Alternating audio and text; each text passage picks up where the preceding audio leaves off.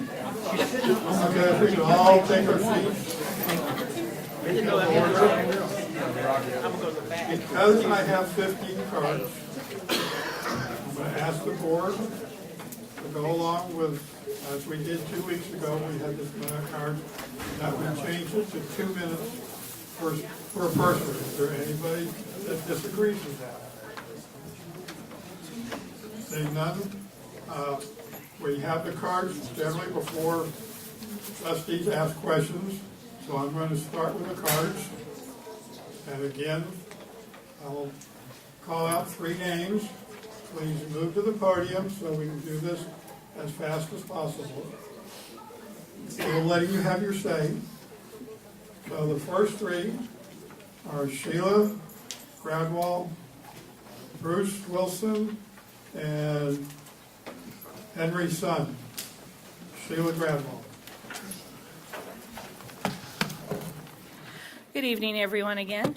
So, as I've mentioned before, I have a very vested interest in this bond. I am a longtime Vallejo resident. I've lived here for 36 years, raised kids here, have a grandson who actually goes to Cave in preschool. So I really need this bond to go. I also am the president of the teachers union, and as such, we have taken a vote to support this bond. That means the teachers of Vallejo have agreed to go out, hit the streets, and get the support for the bond. This is what happened back when the last bond was passed in 1997, and we're willing to do it again. We know we can get it passed. We're just asking that it get put on the ballot so that the voters of Vallejo can decide. Once it gets placed on the ballot, we know we can get the voters to agree to it. So in 1997, the voters of Vallejo passed a bond. In the same year, the voters of Benicia passed a bond. Since that time, we haven't passed any more bonds. Benicia has passed 4 additional bonds. Think about that. 4 times they have passed more money for their schools. They're showing their community that they're investing in their schools. They're showing their parents, their employees, and the students that they invest in them. What are we saying to our students when we don't pass bonds? Are we saying that you deserve leaky roofs? That you're deserving to have rats, mice, termites, cracked tiles? Our students deserve the best. We are 4 bonds behind. We need to pass this bond. Thank you. Next is Bruce Wilson, followed by Henry's son and Bob Woolery. Mr. Wilson. Good evening, trustees, superintendent. My name is Bruce Wilson. I've been teaching in the district for 28 years, serving the community of Vallejo. I usually have a good time, but sometimes it gets a little stressful. And I hope I won't get called out on this, but I just want to make 2 recommendations to the board. We have a policy in the district that is called restorative justice. Maybe the board could engage in that. And also in my classroom every day we start with 3 minutes of meditation, and it usually helps my students, and I would suggest that board members do that as well, maybe together. Kumbaya is always good. But I'm here to speak in support of the bond. I teach political science essentially, and I'm a Democrat with a small d, which means I believe in the voices of the people. I also believe in representative democracy, not just direct democracy. And I understand the position you folks have as representatives of the community, but in this case, I think it needs to go directly to the community and have the community have its say. The community is represented. Broad coalitions of people have come together in support of this. Certainly the teachers are in favor of it. You all have been to the schools. You see what's going on at the sites, and they are a mess, and they need to be dealt with. I'll echo what Sheila said, 4 bonds behind. I know there's a difference in socioeconomic status of the 2 communities, but this bond is necessary. And I am going to make a direct appeal to the camera there, because those folks are going to watch what happens here, and if you don't vote for this, you're going to have to explain to them why. And I think that's going to be a very difficult explanation to make, because parents know what the schools are like too, because their children go to the schools. So I would ask you to throw it to the voters, remove your representative robe that you wear, and leave it to direct democracy. And I think it should be a 5-0 vote here to show support, another interest group that shows their backing of an essential issue. Thanks very much. Thank you. Henry Sun, followed by Bob Woolery, and then John Fox. Good evening, Board. So actually, I live in Benicia, and these are the other 4 bonds that people are talking about that have been passed in 2001, 2015, 2011, and 2014 for the Benicia City School District. So since Sheila's already stolen part of my thunder for today, I want to read something from the letter that Dr. Clark had forwarded earlier from the superintendent's report. We are concerned that we continue to observe micromanagement of some board members in picking which expenditure reductions brought to them for action by the administration will be included for budget reduction. The board has final approval over budget reduction. However, the district administration is attempting to right-size the organization considering the structural deficit and current program needs. It continues to say, one of the fiscal crisis management assistant team's indicators of risk or potential insolvency is the micromanagement from board members, which falls under the heading of leadership breakdown. I am concerned that the incessant questioning of the legal team from the last board meeting falls under the category of micromanaging. I'd like the board to support this vote. I'd also like to remind the board that in 2016, one person decided that President Obama's nominee to the Supreme Court would not get a hearing before the whole Senate. One person. And that person was excoriated for his choice. I am hopeful that there will be no person on the board who will pull a Mitch McConnell on this bond and prevent the whole community of Vallejo from giving its input instead of being the one person to prevent the voters from having their choice. Thank you. Thank you. Next speaker is Bob Woolery, followed by John Fox and John Riley. There are a few principles that I think ought to be observed in connection with this. When we're justifying money by current facility needs, the money that comes forth in response should go strictly to current facility needs. As recently as 2014, we were identifying $248 million worth of current facility needs. Now, we're saying there's $251 million in current facility needs.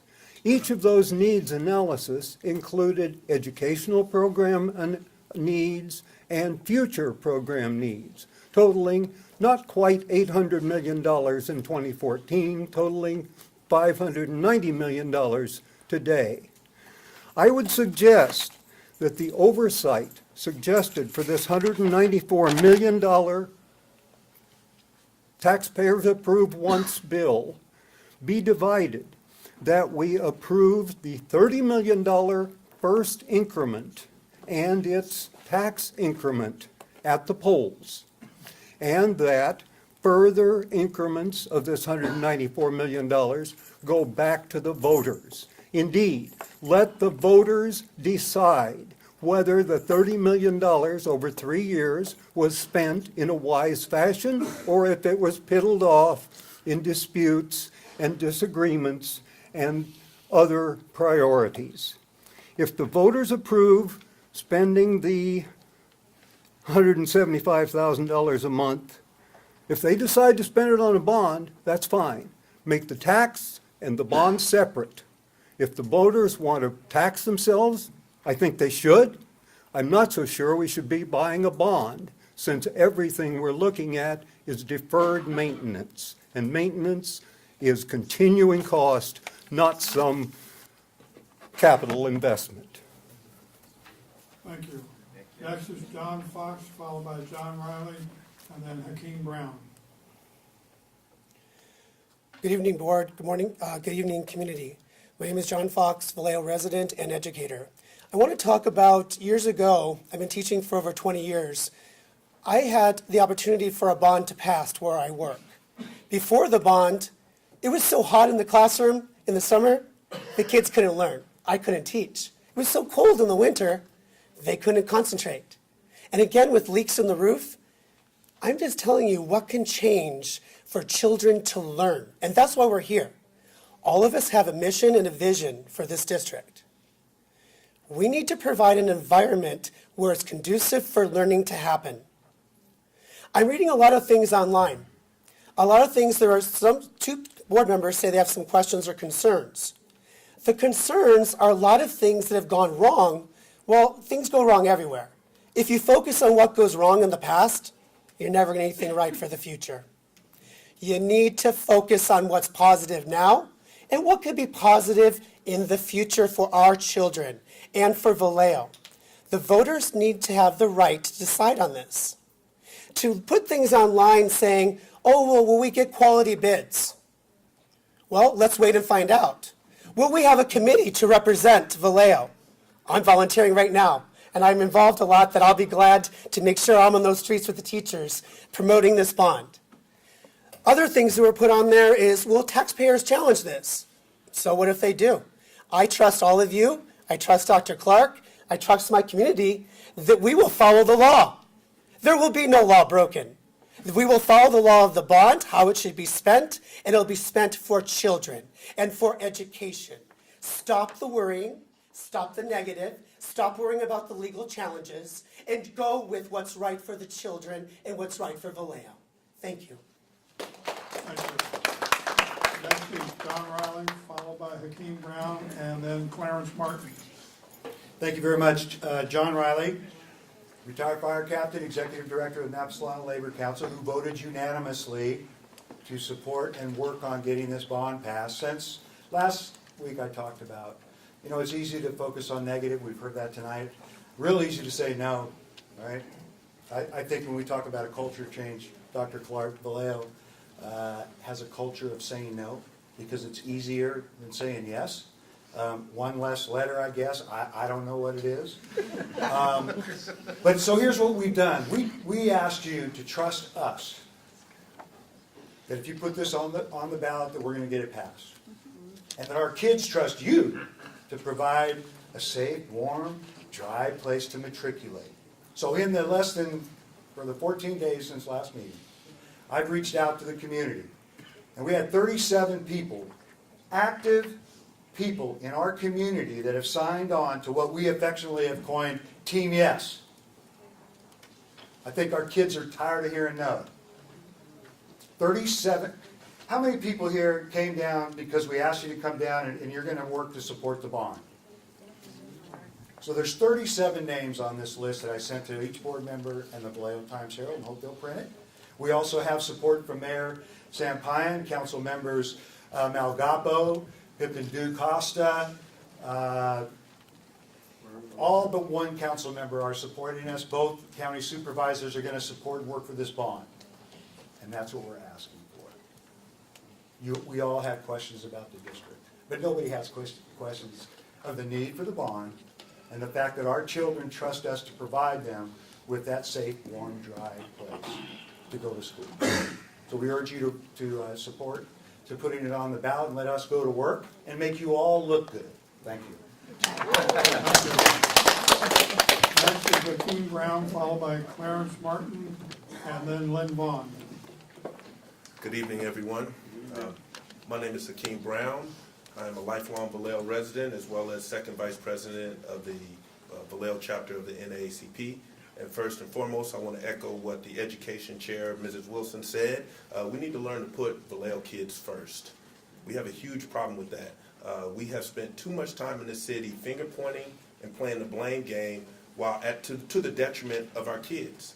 I think it's high time you looked in the mirror and held yourself accountable, because now this is on your watch.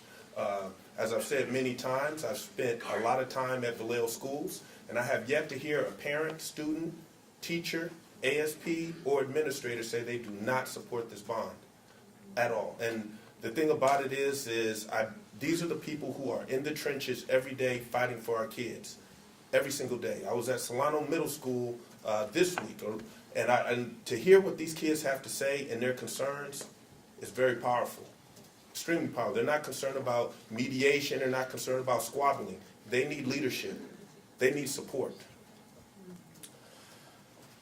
I have heard a lot of people poke holes in the bond. My question is, I have yet to hear any viable alternatives from those on the school board for this bond. To do nothing is not good enough. To Dr. Woolery's credit, I have talked to him, and he had at least a viable alternative whether people support it or not, he at least had a different choice. But just to say no and do nothing is really criminal. I think that we have to support the parents here in Vallejo. We need to support the kids here in Vallejo. There are 100,000, over 100,000 people who live in the city of Vallejo. I think that we can trust them to make a decision on this. I think that it is up to them. We should not be playing God and making a decision for all the kids. One person should not control the future of this city. So please put the city, put the kids first, and put Vallejo first. Thank you. Thank you. Clarence Martin, followed by Lynn Vaughn, and then Matt Smith. My name is Clarence Martin. I'm the founding member of the Positive Proud Parent Group of the Vallejo Unified School District. I would like to thank you all for letting our collective voices be heard. I would first like to do the board a favor and wipe all 5 of y'all of any ill will you may have. And I'm going to put it in this napkin right here. I'm going to stick it in my pocket while I speak. I'm a single father of 2 young boys, and I had to figure out how to support both boys financially and with their education. I found myself getting up earlier and earlier till I was getting up at 4 in the morning. I had reached a stalemate in my kids' education. It's at that time, at 4 a.m., I had a Rodney Dangerfield moment. Mom, I'm going back to school. That I did. I became a volunteer at both kids' schools during this time. I've seen many needs for all kids at both schools. This helped for my kids, but they were still subjected to the outdated infrastructure, the inoperational restrooms. I witnessed a little bullying that will decrease with the yes vote, as will suspensions and referrals. The bond would also increase would also increase attendance with a more positive atmosphere district-wide. Parents will be more trusting of the district. Teachers will be more productive and less stressed, not having to worry about the hazards that exist. If you are thinking about voting no, you are in a win-win situation. Let's take a trip through the city of Vallejo. We make a right-hand turn on a residential street. A ball bounces into the street. What do? You hit your brakes. You know a kid is coming. Now, by voting yes, you're hitting your brakes. We all know what the other alternative is. And I like to end it with one acronym that we have, KIDS. K is for kindness, I is for intelligence, D is for diversity, and S is for safe. Thank you. Lynn Vaughn, followed by Matt Smith, and then Sedenia Gibbons. Good evening. I'm speaking tonight on behalf of the Board of Griffin Technologies Academies, which is the new name for MIT Academy and Griffin Academy put together. I wanted to thank the staff and the board of VCUSD for having completed the contract with MIT recently that did 3 important things. First, it provided us with a major facility for Griffin Academies in the Everest Academy property. Secondly, it added in the famous goat pasture and the Omega building. And third, you agreed to include those buildings that our students will occupy, Vallejo students will occupy, in the $194 million bond to the tune of $8 million. That may not sound like a huge percentage. To us, that's a lot. So we feel that by specifically addressing that money for the use of on the district buildings to allow the upgrades so that they're habitable for children, that because of this, we want to pledge our support for the bond. Our board encourages your board to put the bond on the ballot. And if you do so, we commit our personal energy and resources toward its success. Thank you. Thank you. Next is Matt Smith, followed by Sedenia Gibbons, and then Cassandra Reed. Well, okay, good evening, board. I have to remember to introduce myself by my new title. We're now Griffin Technology Academies, and I am now called superintendent, but believe me, I do not want Dr. Clark's job. So, that said, I do want to start off by echoing Lynn Vaughn's comments. Thank you for really looking at a win-win opportunity that GTA, Griffin Technologies Academy, was able to add a school to its lease. And as part of that, we are online to receive bond funds, so we will be using those funds to fix up your buildings. It's going to be a while before you get them back, but we promise to return them in good shape when that day comes. So obviously, I'm urging passage of Bond Resolution 2809. But I want to kind of go off script here a little bit, and since I'm the charter guy, I want to make a couple of comments. I mean, VCUSD, I've seen over the years, I've been here for 8 years now, has a lot of really good people. And I've met every one of the board members here separately, and we've had some pretty pointed conversations. And I do believe everybody actually has goodwill. But I also want to point out something pretty obvious to you. VCUSD is getting its butt kicked by charter schools. I mean, you guys are hemorrhaging students. Charter schools, you've got one, you're going to have a presentation tonight. There are currently 4 independent charter schools in Vallejo. And by this time next year, there could well be 7. So you have to improve your competitive position against the competition. We are the competition. And we never came in to take over all the schools. We only wanted to give parents good choices in the district. And unfortunately, you're playing right into charter schools' hands. The one thing that you can do, one thing that traditional school districts have, is parents really want to send their kids to local schools. But the local schools got to be something they want to send them to. They're sending them across town to MIT. They'd rather send them to the schools that are right down the block. So I urge both for our sake and for yours to vote for resolution on this measure. Good luck. Virginia Gibbons, followed by Cassandra Reed, and then Alan Yep. Good evening. My name is Sedania Gibbons, and I am a resident of Vallejo. I moved here 16 years ago, my husband and I, and when we purchased our home, one of the things that we were very most interested in was the schools, because we had two small children at the time.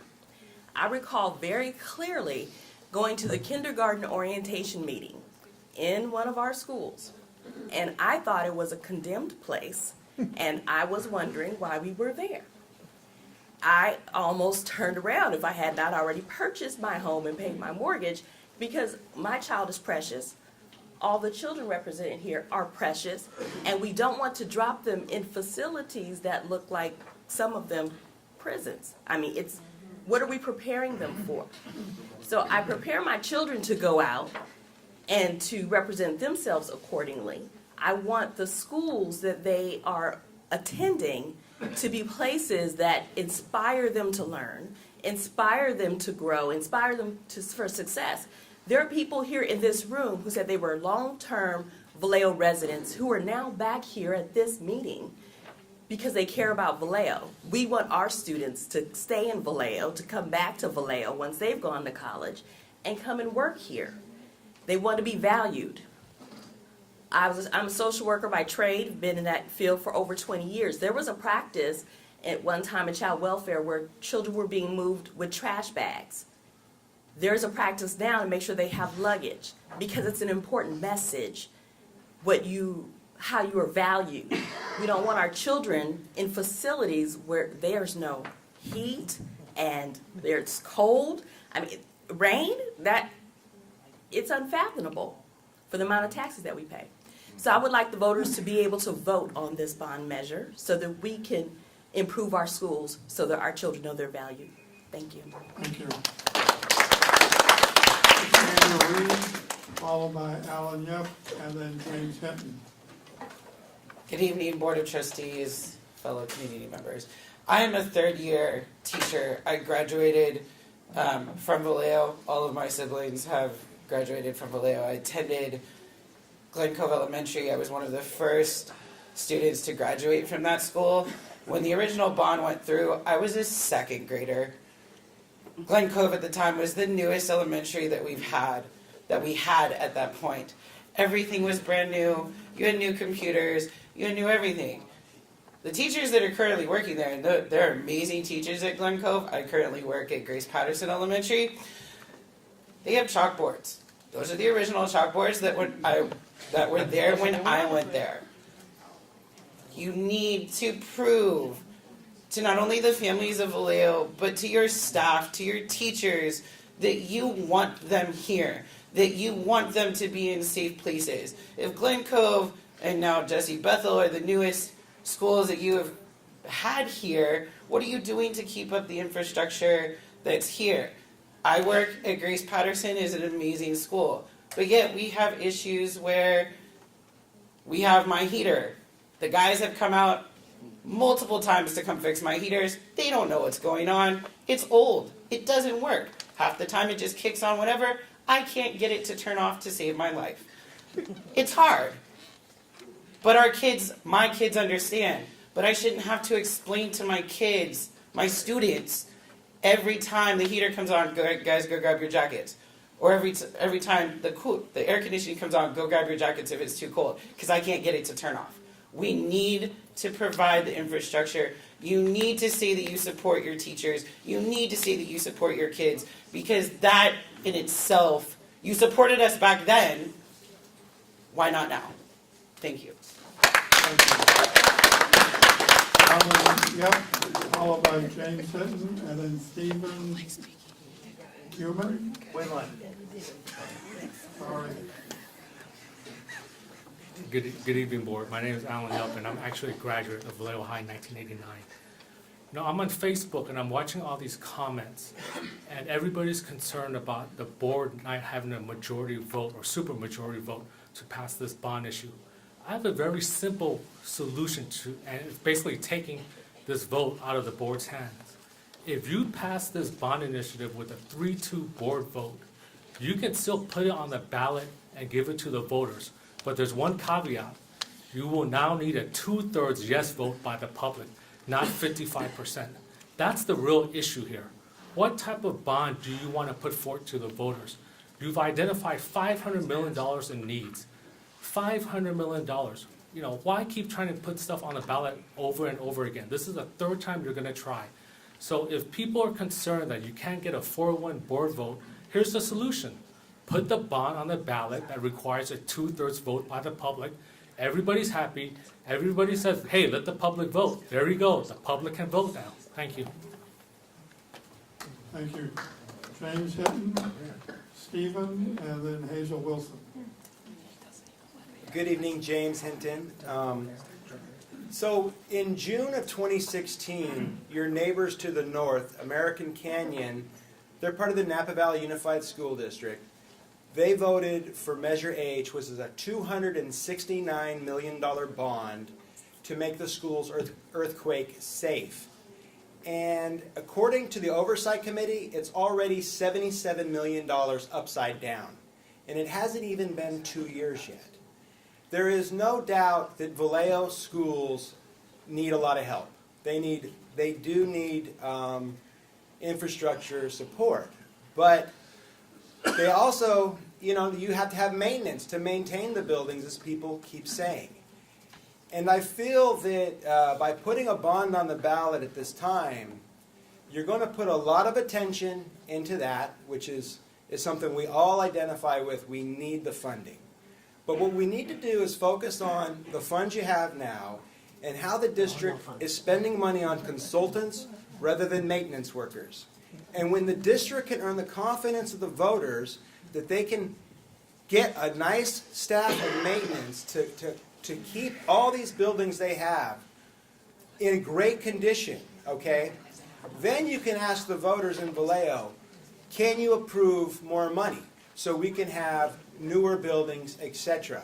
And I think when you reach that point, you're going to be able to get a bond. I just feel now, people know when you raise the property taxes, the rent's going to go up. And rent is high right now. People are struggling to make ends meet. People are working really hard to pay the rent. And capitalism is a model, and the landlords are going to raise the rent on everybody if it passes. And I don't know that teachers right now are even can afford to live here. Thank you. Stephen, followed by Hazel, and then Dr. Sussman.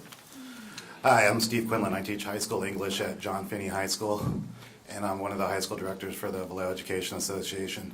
It's going to sound like I'm rambling for a second, but trust me, I'm going somewhere. All right, the last presidential election, I voted for Dr. Jill Stein, the Green Party. I got called a lot of names by people on both sides of the aisle, most of which I can't repeat here. So people ask, why did you throw away your vote? And I was like, well, because I believe she was the best candidate for the job. All right, so like, why? I was like, check out the website, gp.org. All right, the 4 key pillars are peace, ecology, social justice, and democracy. I don't think anyone could argue with those things. If you go further down, all right, you look at the 10 key values.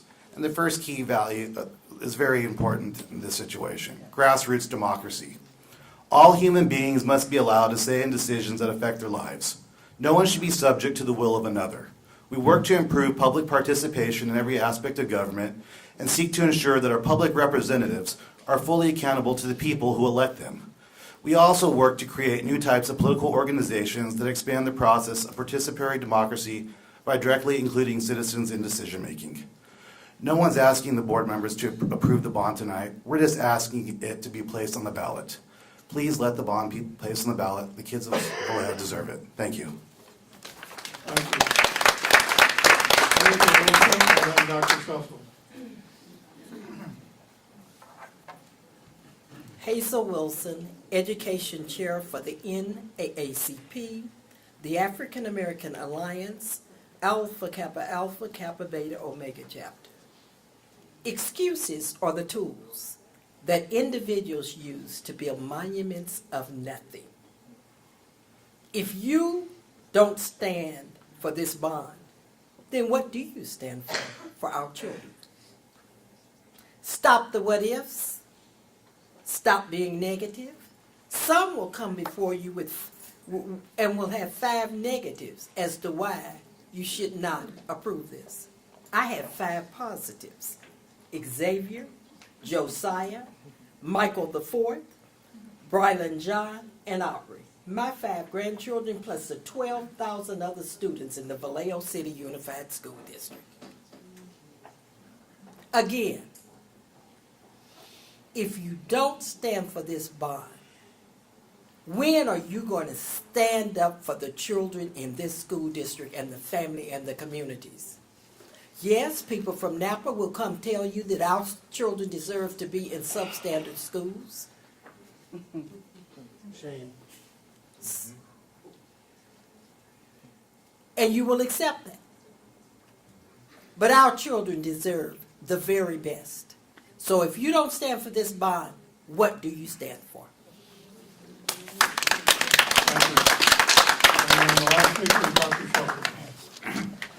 Good evening again, everyone. I just want to preface this by saying that I spent a couple months on the first bond issue handing out a couple thousand information things at the farmers market. So I have a commitment to the bonds, but I think there's 3 things that need to be addressed. One is for the people and the public, the district needs to prepare a 1-page, easy-to-read document that says what each school is going to get. So it's in English for the public rather than what an architect would do. Second, you need to reassure people that adequate maintenance is in place.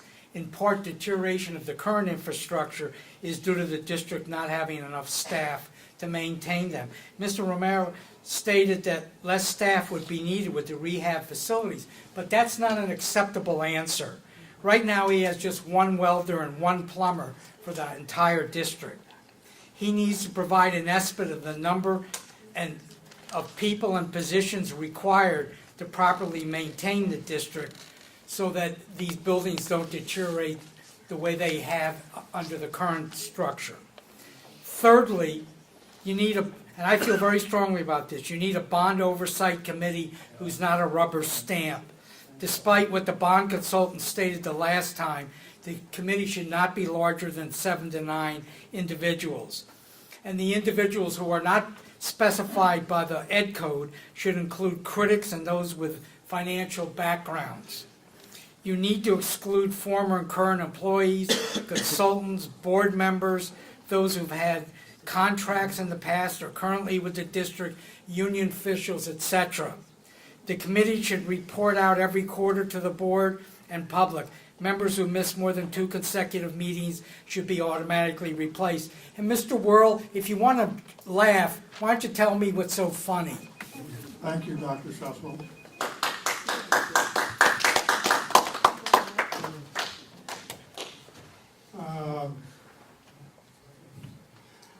Trustee Lawson. Yeah, first thing I just wanted to, Dr. Woolery, I'm glad we got it straight this time here that you were able to speak. So that was the first thing it struck me. In terms of just my quick comments on the bond issue, is I do believe in allowing everybody to vote. I'm not the oldest lifetime Vallejo resident in the room, probably, but I have lived in this burg for 71 years. And my experience has always been people coming in to save me from myself. I am, we're viewed as rubes. I'm a rube who went to the University of California. I was so dumb, okay? And it bothers me that there are people that are really concerned about, and I wrote it in a letter, and it was a beautiful letter, by the way, a lot of people have commented on it. that makes me sound like Donald Trump, I know. But is there fear that people might vote the wrong way? As far as I'm concerned, that's your American right. We did it in the last national election, for crying out loud. But the thing is that that's my main concern. If it passes, fine. If it doesn't, at least everybody got their shot at it. That's my take on that. And I really get concerned when we run into elitism, people that know better. We're Vallejo. We got dirt under our fingernails, but we're not a bunch of rubes, for crying out loud. Second of all, oversight. Look at what's oversight. The bond council here, when I was running for office, I talked to a former superintendent of the district who was a superintendent quite a few years ago. And the first thing he said, well, we're going to talk about maybe doing a bond someday. He said, call Addison Covert. And doggone it, I met him about a month later, and here he is in the room. This man has been around a long time. The people that have been working on this have been around a long time. Plus, we got Mel in the background. He's not here. Is Mel here tonight? In the overflow room. Mel's in the overflow room.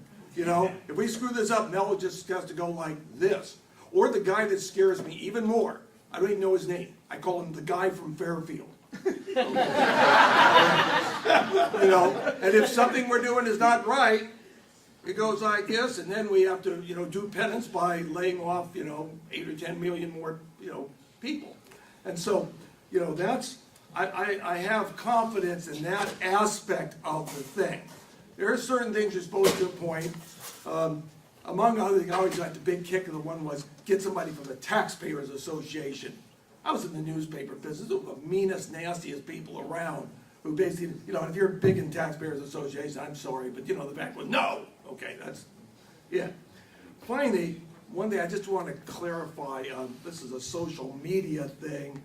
I tend to just take pictures of my cat, although I have mentioned a few things, I'm not going to lie, but, I take pictures of my cat in the dinners I prepare. And that was, the last election was all about bond, and all the people that didn't want the last bond, that's why they got elected. Now, the truth is, I didn't want the bond last year, but it wasn't because I didn't want the bond, it was because, let's just say there was an elephant in the room, and we all know what that was. The reason we all got elected, okay? And I didn't think there was a chance in hell that it was going to pass, given that situation.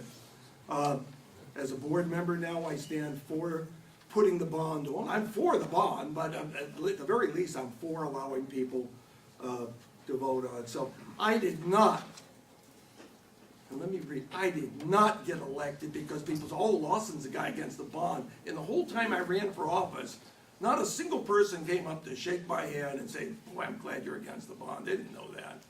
They knew I was a Vietnam War veteran. They knew I had taught in the Vallejo schools. They knew that I was the late Harry Diabatis' good friend. Okay? And I had the support of the Vallejo alumni, even though we lost the mascot we long loved. And that's, if I won the election, it was because of that, not because of my great stance on the bond issue. Maybe the other people that won, it was because of that. That's fine and dandy. But I don't like it being characterized that that's, why everybody voted for it. So, in any event, I'm supportive of it. I've made the motion. and we just let the, as they say out in the cattle fields, let the chips fall where they may. Vice President Kearney-Brown. Okay, the first thing is the conditions of the school are not in dispute. I mean, I don't argue that the schools need updating. The FIGMAT report, I think it was 2011, one of the last ones that they did before VCUSD got control of the schools, said that it was a problem. They also said that we needed to increase maintenance in order to adequately maintain the buildings, or any bond money would be down the drain because we wouldn't have the money to maintain it.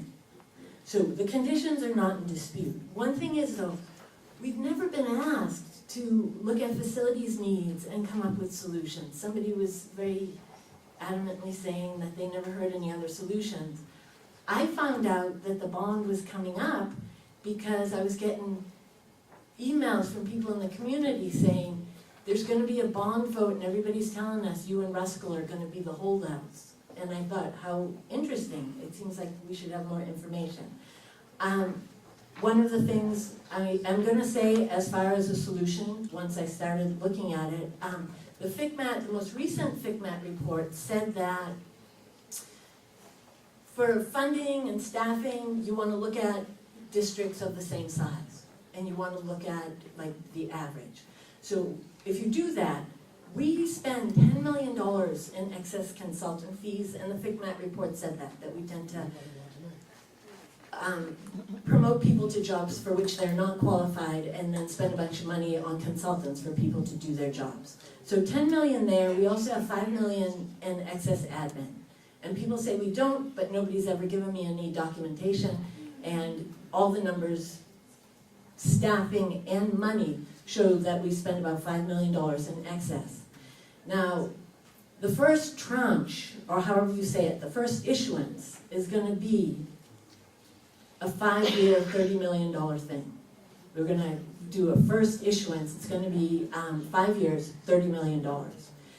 If we could pare back our admin and excess consultant to only 10% above normal instead of 80%, or in the case of consultants, 275% of the norm, we would have enough money going forward to make up that 30 million in 5 years easily. We would also have money left over to provide a 3% raise for all employees, as well as full dental and medical, from the numbers that we've been given on how much that would cost. So there's a solution that we could rein in the excess expenditures, use that without the bond fees and all that, and then give everybody a raise. But here, so I'm just responding to what people have been saying. As far as giving people their right to vote, somebody was saying that they do have I mean, if it were just people's right to vote, then the law would not have the board have to like vet the measure and vote whether or not to put it on. So the bond that has been chosen requires a supermajority, at least 2/3 of the board, and they chose that. And I have questions, and I've been, I started asking questions in January, and the first responses I got were, well, if Mike Rhodes support it, will you support it? And what community groups do you need to support this in order for you to support it? And here's the thing, I just want real answers to the questions I asked. So I'm going to ask them. I was told that we would have this information. So my first question is about the legally mandated Citizens Oversight Committee. Now, if you go for a 2/3 bond, you don't need the mandatory there is no, requirement that you have an oversight committee. But if we go with this 55% bond, we need an oversight committee. So how are we gonna advertise for this oversight committee? How are we gonna make sure that we have a broad range of qualified applicants for this oversight committee? And basically, how are we gonna do this differently than we've done in the past? I mean, because I'm on the board, and I never find out about committees till they're already filled, and I don't know how it happens. And people will say, oh, I wanna be on the audit committee, how do I get on? And it's like, when was it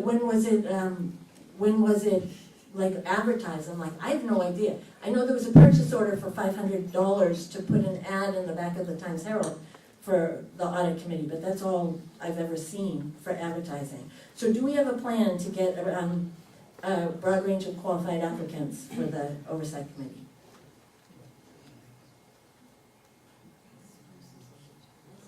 Okay. And the questions I'm asking, 2 meetings ago, we had our bond advisor who told us about how important oversight was if we're gonna go with a 55% bond. And so I listened to what she said. I asked her some questions last week.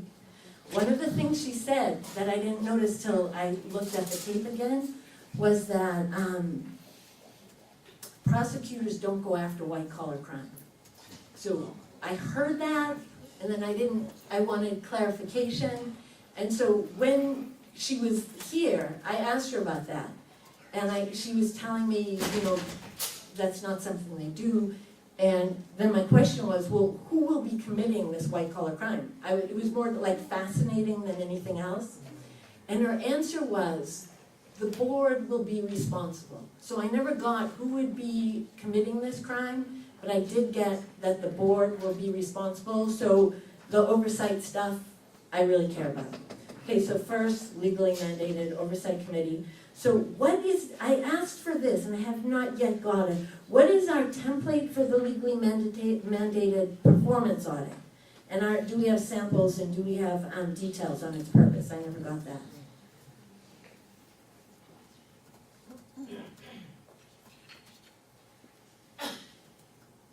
Okay, so my next question is, by law, Lori Rainieri told us that a taxpayer can challenge any misuse of funds. And when a taxpayer challenges a misuse of funds, the employee or the board or anybody who misused it, and apparently it's the board because we're responsible, we will, I just want to know, how are we going to educate the community and the VCUSD leadership team on this oversight option, and what steps will be taken by VCUSD if a citizen does challenge an expenditure? Do we have something in place to do that?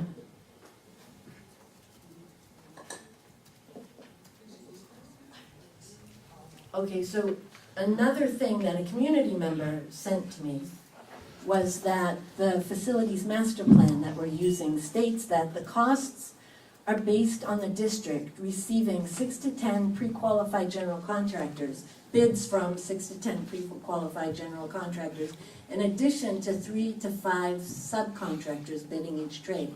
So do we have a plan in place to secure the required number of bids, or to document that we at least try to get the correct number of bids? Do we have that plan in place? Can't answer your. Because I've been asking, I asked these questions, and it would have been great to have that before here. Okay, so here's my last thing. Fairfield did do a bond in 2016. And it was a similar size bond, it was a 55% bond, and they got 56% of the vote. Now Fairfield, the enrollment's been really stable for a really long time, and a lot of the places where we're having all these bonds, their enrollment's increasing, okay? But still 56% is not some overwhelming majority. Okay, 61% of the 600 voters who were polled in November 17 said they would be inclined to vote for a school bond. Since then, the public has learned of a looming $12 million shortfall, and they've also read the FICMAT report about the quality of business services. And I'm just gonna tell you, I appreciate all the work that the teachers and the CLC say they will do, but it just seems like that's gonna affect people's willingness to go for this bond. Not that, let the voters decide, but if you're gonna ask for a Prop 39 bond measure, these are the questions that we should have in place before we do, or we're not honoring our fiduciary responsibility to the district. If we don't know how we're gonna provide oversight, we're not honoring our fiduciary duty. So that, I was kind of expecting to get some answers tonight, but apparently I'm not. I say, okay, I'm done. I was appointed to be in the Oversight Committee. The Oversight Committee was nominated by each member of the board. Each one of them appointed one person, so there were 5 of us. That Oversight Committee completed the work with $100,000 balance after completing the project. We had $100,000.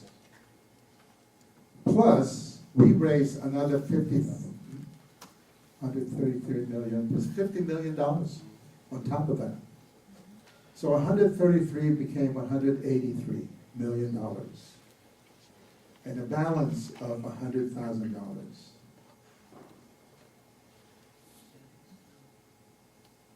And to be critical of the work that they've done, I don't know how to find that.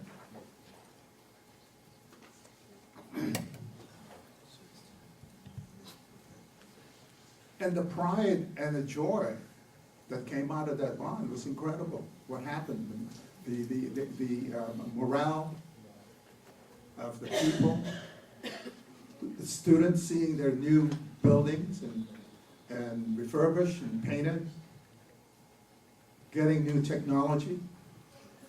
Unfortunately, this is bare minimum. We're talking about renovation only and modernization. I, for one, would like a capital investment, which I stated last meeting. I would like us to build a new digital center that would address the needs of our students so it would be competitive for the future.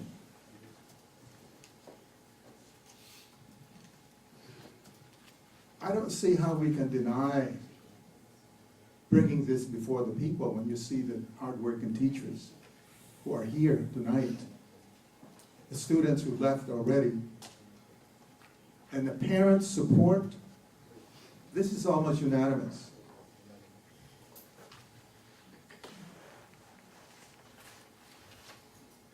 I like the idea of go with what's right for the students and teachers and call it the team yes. I like that.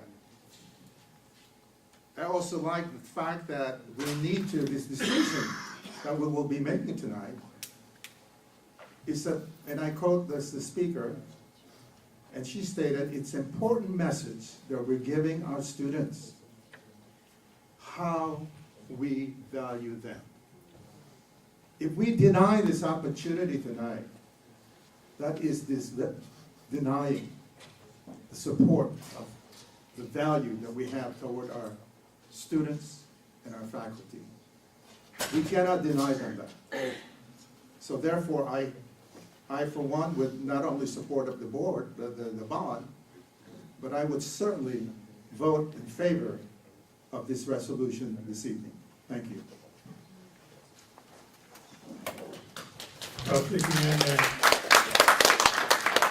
Thank you. I recognize Lori and Mr. Colbert, our bond counsel. I just have a question. Dr. Bob Woolery presented an alternative. What's the feasibility of if it could be placed on the ballot this November?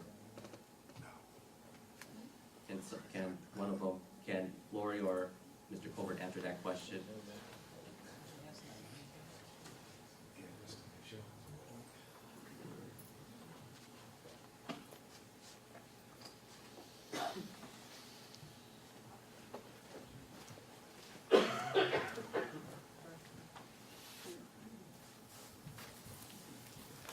Good evening, Mr. President, board members. I'm Addison Covert with the Parker and Covert Law Firm. We're working as bond counsel for the school district on this bond issue. As I understand the gentleman's suggestion, it was to convert this resolution, which presently calls for an election requiring a 55% vote, over to a resolution that would call for an election with a supermajority vote. Beyond that, 66 2/3 of the voters would be required to approve it. To do that, you could call that kind of an election for the November 2018 ballot, but the resolution in front of you tonight is so specifically loaded with the specific requirements of the 55% election that you'd have to modify the resolution after tonight's meeting, take out the 55% vote requirements, insert into it the 66 2/3 vote requirements, so that you would have a resolution that met the test for the different set of laws that authorize 66 2/3 vote elections. But the simple answer is yes, you could direct that the resolution be restructured to require the higher vote and bring it back for board future action and ultimately filing with the county registrar for a November election. That wasn't the question. There wasn't the option. And the follow-up to that is, let's say if can we modify the amount from 194 million to less than 100 million? What I'm looking at is it's a big if. If the board choose to by majority vote to modify the resolution, which let's try for less than 100 million. In Dr. Bob's case, and I appreciate what he brought up today, say 30 million this November, and then try the rest of the amount 2 years from now. Will that work? Well, there are a couple of preliminary facts that we should talk about before we address that question fully. The first fact that we should talk about, I mentioned just a moment ago, the changes to the resolution to meet a 66 2/3 vote requirement would be significant from the current version of the resolution. And one of the areas in which that resolution would be required to be changed is the computation of the dollar amount of the bonds itself.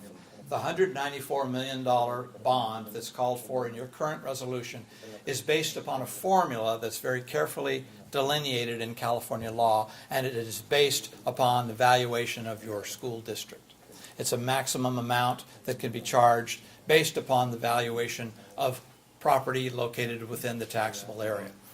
The requirements for calculating a bond size for a 66 2/3 vote election, which is not what's before you this evening, but what you're suggesting might be instead placed on the November ballot, those requirements under law are entirely different, and as a result, it would be necessary to restructure those, recalculate those, and then put those into the bond resolution that would come back to the board under your scenario. That calculation has not been done for this resolution, because this resolution, since it was initially prepared, has always been planning for a 55% election. But you could modify the amount of bonds to be required in either this resolution or in an alternative resolution under the 66 2/3 vote requirements. Okay. And a question for Lori, or maybe you can answer this. Let's say this got on the ballot and does pass. When will those bonds be issued? What would be the earliest? There's another representative from Lori Ranieri's office here tonight, and he's. Can you please talk into the microphone? There's another representative from Lori Ranieri's office here tonight, and he's prepared to answer that. Keith Weaver. Hi, good evening. Keith Weaver with Government Financial Strategies. I work with Lori Ranieri, who was here last time. So if the bond was successful in the November 2018 ballot, we would then proceed to form the Citizens Oversight Committee and then proceed to issue the bonds. Our initial plan calls for spring of 2019, and that way a majority of the work could take place beginning summer of 2019 when school's let out. But spring 2019 is our current plan for issuing that very first series of bonds. And then what's the timeline on issuing contracts related to those first series of bonds? So I would defer to district staff, but typically contracts are let once the bonds have been issued and the funds are available to then honor those contracts. Okay. I would add, if you don't mind, I would like to add a quick comment, though, from a legal perspective to that question, and it came up earlier this evening as well. Since you did your former Measure A, California law has become significantly stronger in the area of selecting contractors and bidding competitive projects for school construction that are bond funded. And nowadays, we have mandatory requirements for school boards to establish pre-qualification procedures that are adhered to make sure a strong, qualified pool of general contractors is brought before the board and into the bidding process, so that by the time you're in a position to award a contract for construction of a school bond measure, those contractors have been vetted and fully qualified as competent and capable of fulfilling the requirements of the construction project.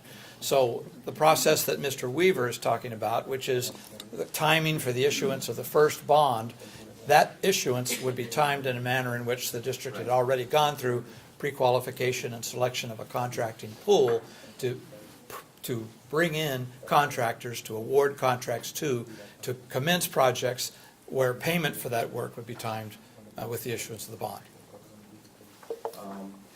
I received a question from a parent, and it's still a question even 2 years now. It's concerning the proposed BMT Orson project. That question is, if that project moves forward, does according to the parent, does Patterson, with its impact on Grace Patterson, does this would bond funds need to be used to with mitigation, with potential relocation of the school site? That's the question, and hopefully someone could answer that. I'm not prepared this evening to talk about specific projects themselves or the timing. That would be more of a staff issue, in my opinion. Mr. Romeo? Let me come to the other side.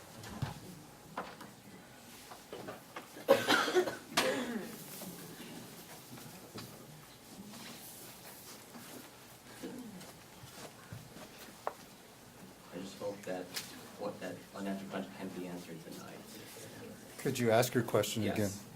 So the parent asked, with the proposed BMT Orson project going forward and its impacts on the neighborhood, especially the Patterson School, does the school possibly have to have mitigation infrastructure in place, or does the school may need to be relocated, and would it be, and to pay for those mitigation or relocation costs, would that have to come from the bond? Would it have to come from the bond? I don't think it could come from the bond. The project list is currently identified for a number of actions that would not include mitigation of the ORSEM facility as a result of any impact of the ORSEM facility. You know, that what-if question. I understand it's a very controversial issue in this community. I live in this community. But these bond funds, the way I see it, and my counsel's back here to my left, I do not see how they could possibly be used for any sort of mitigation should that ever be required. Okay. Yeah, thank you, Mr. Romeo. Thank you, Mr. Colbert, and as I answered my questions.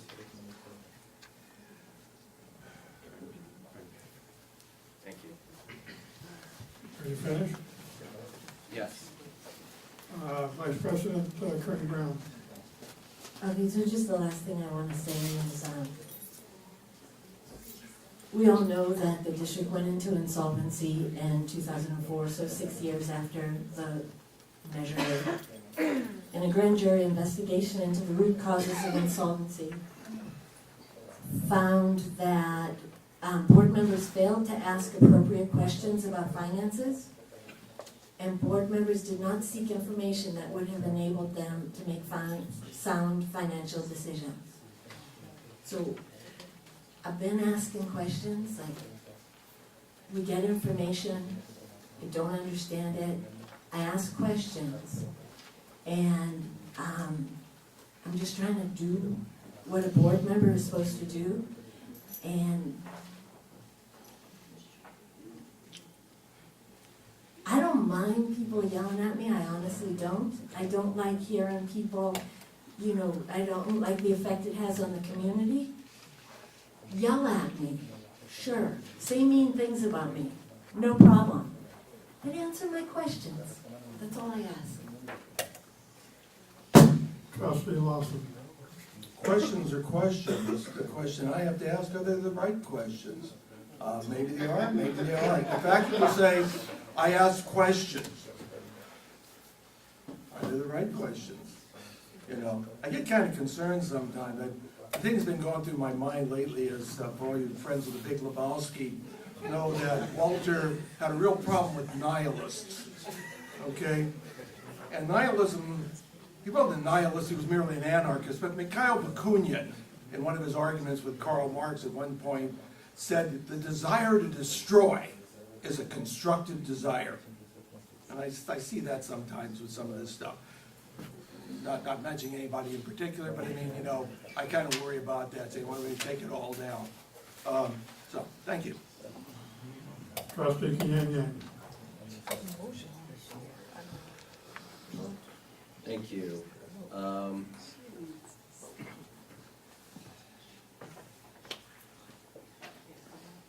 I just want to thank the people for sending emails to all of us from all sides of the issue. I want to thank the people for not just the emails, but also the phone calls, as well as the office hour visits, pro and con, as well as undecided and all sides. I've weighed all sides of the issue. I'm someone who do what's right even when it's not popular. Just for example, asking questions about the purchase order, and that's why I vote the way I vote on the purchase orders. When I see something that I respectfully disagree, that's where I'm coming from. I don't believe district funds should be used for that vendor. And even if that particular vendor goes against our values as a school district, we should not be even paying them.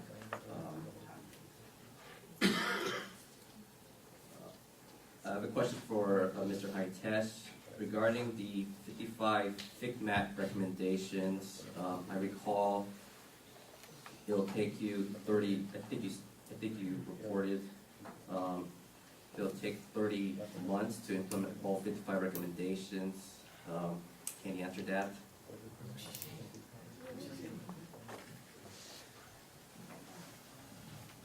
So with regards to the FICMAT report, there's elements of the reorganization there that would take that full length of time. The reduction in staff, they have recommended to go from 20 to 16 staff, and they said that should be over a 30-month period, and hence the timeline for 30 months comes from there, that all the 55 recommendations would take that long to implement, but certainly there'll be a lot of things done right up front. And is it possible that the majority of recommendations would be implemented in the next 18 months from now, 2 years from now? Absolutely. There will be a plan coming forth to the board in July. Oh, July?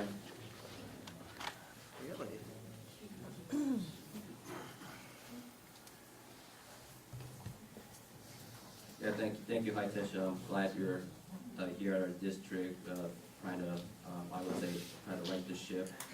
I also want to thank one of my colleagues, Carlos Tabolda, who's a retired West Contra Costa School District teacher, who's in the audience, and I'm aware of the issues of that school district issuing so many bonds totaling $1 billion and the problems that came with that, like a whistleblower incident regarding misuse of bond funds, and I read the reports there. I do want to thank Carlos for sharing that information with me.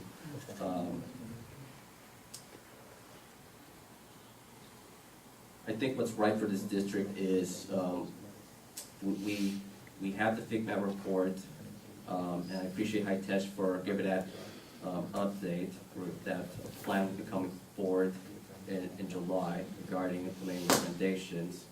The board still needs to get an update, and I do recall the board requested last meeting we get an update on implementing the recommendations in special education. And the theme of the last FIGMAT report is processes and procedures are in disarray, people not being properly trained.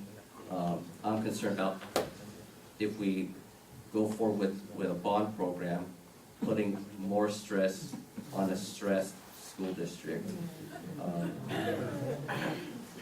And until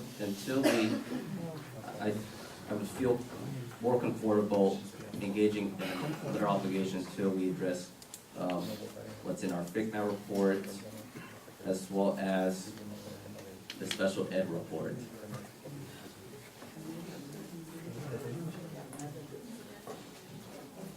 Thank you, and thank you for listening to me this evening. I look forward to the motions made tonight.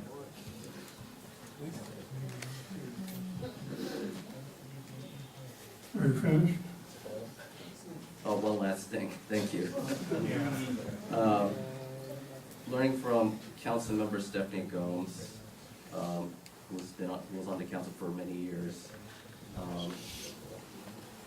She has a saying, when I served with her on the Youth Commission, we need to address our structural issues, we need to get our house in order.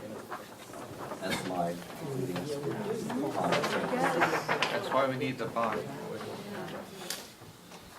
You finished now? Yes. Thank you. Trustee Ubaldi. Mr. President, we have, all the cards have been called up, and there are no more questions from the trustees. If that's the case, I'd like to call on the questions for all that's above us. I've waited and patiently let every board member have their say. Try not to bully anybody, but can I please have a say before we vote? I asked if all the trustees have had their piece, and you did not respond. But go, please proceed. You had your light on, Vice President Kearney-Brown. Did you want to speak? You turned it off. Well, If it's off, okay. Let me be very quick. We kicked this thing pretty much to death. I'm for it. The only thing I would like to say, when Mr. Yep, who got me in trouble with Dr. Schussel, please explain to him before he rakes me over the coals on social media. With that, we'll call for the question. I'd like to make an alternative motion, President Worrell. Go ahead. My substitute motion is that we bring forward at the next earliest meeting an alternative resolution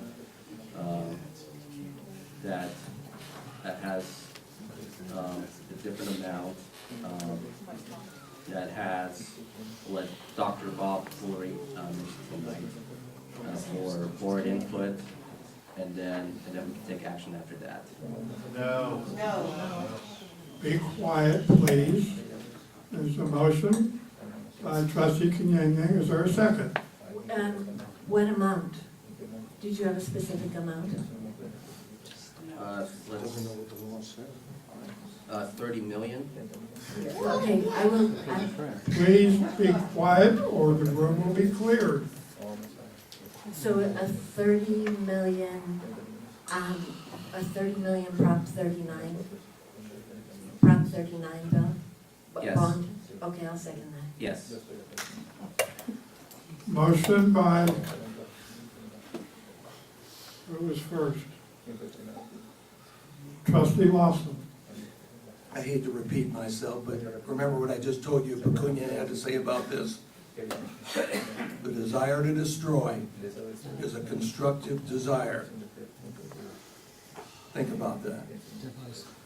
Trustee Ubaldi. The needs are $500 million. And we're talking about $30 million. And the survey says that we cannot go the 60+% because the citizen's not there. So how can we challenge that? I mean, it seems like it's a delay tactic to me, avoiding the issue. And how can we, in good faith, face those kids tomorrow? And the teachers? Thank you. We are delaying this. This is impossible to come up with that rationality when the needs are so real.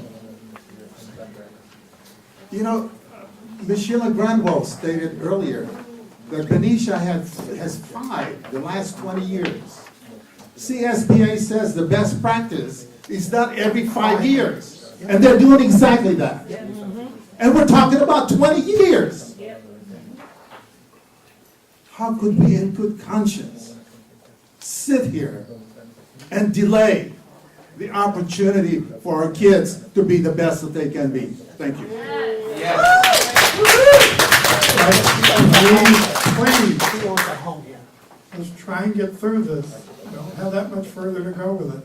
Vice President Kearney-Brown.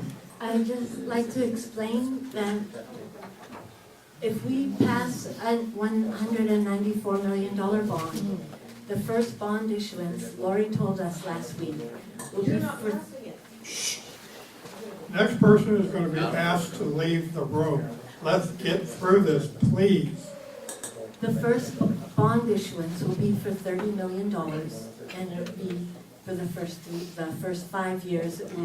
You have to have an amount that you can spend in 3 years, and we'll have a 2-year timeline.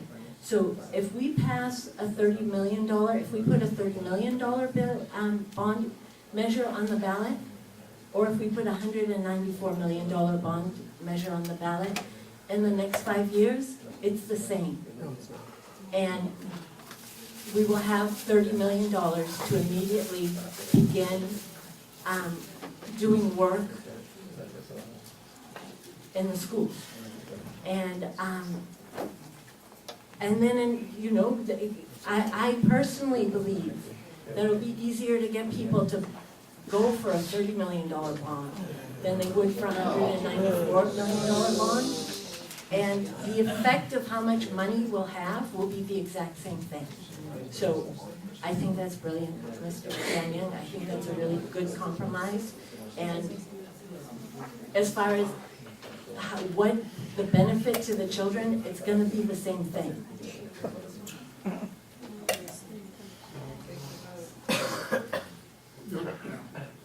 Trustee Ubaldi.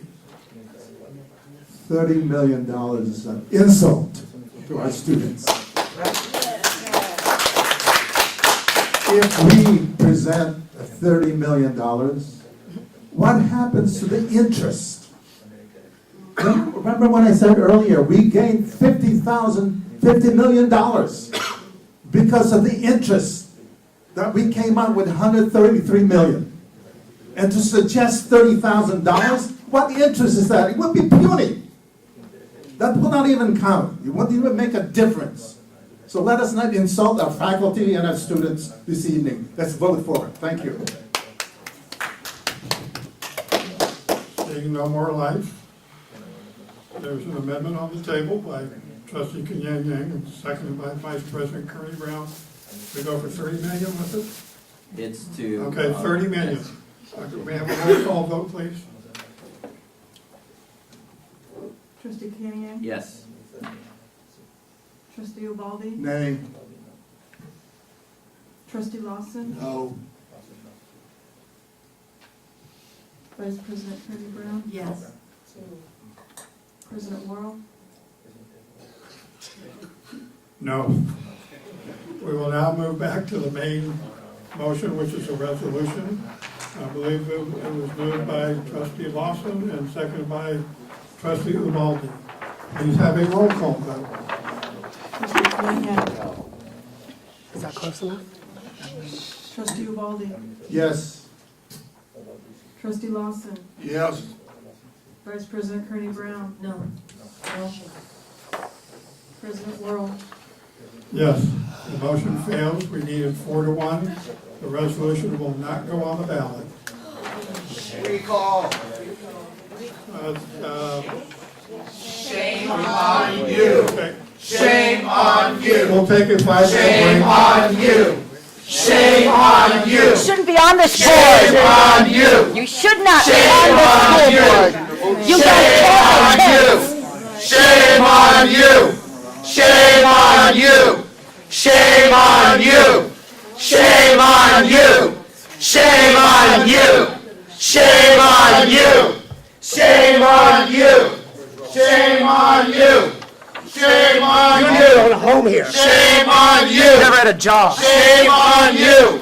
Shame on you. Get that on there? Shame on you. Shame on you. Shame on you. Shame on you. Shame on My you. friend lives half-time in Moraga. She doesn't even live here full-time. She doesn't have her own home here. Oh, that's nice. She doesn't pay property tax. It's very embarrassing. Make excuses. No, I'm just saying, it's the truth. The truth is not an excuse. And living in that one.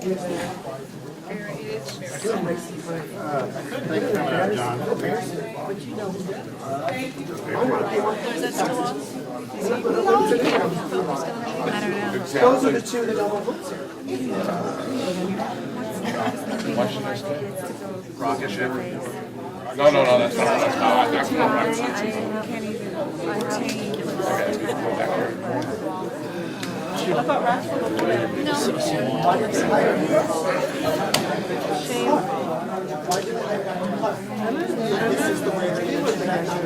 I was hoping that we would get here.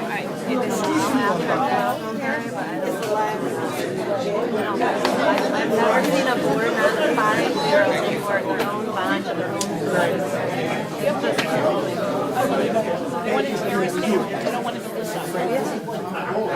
That's incredibly fast. It's got to be an agenda. Yeah, how else could that, what else could it be? There is no other rationale other than trying to tear us down. This math, I mean, there's no other explanation. Fucking shit. Bless her heart. She lives in Moraga. Hammer that boy.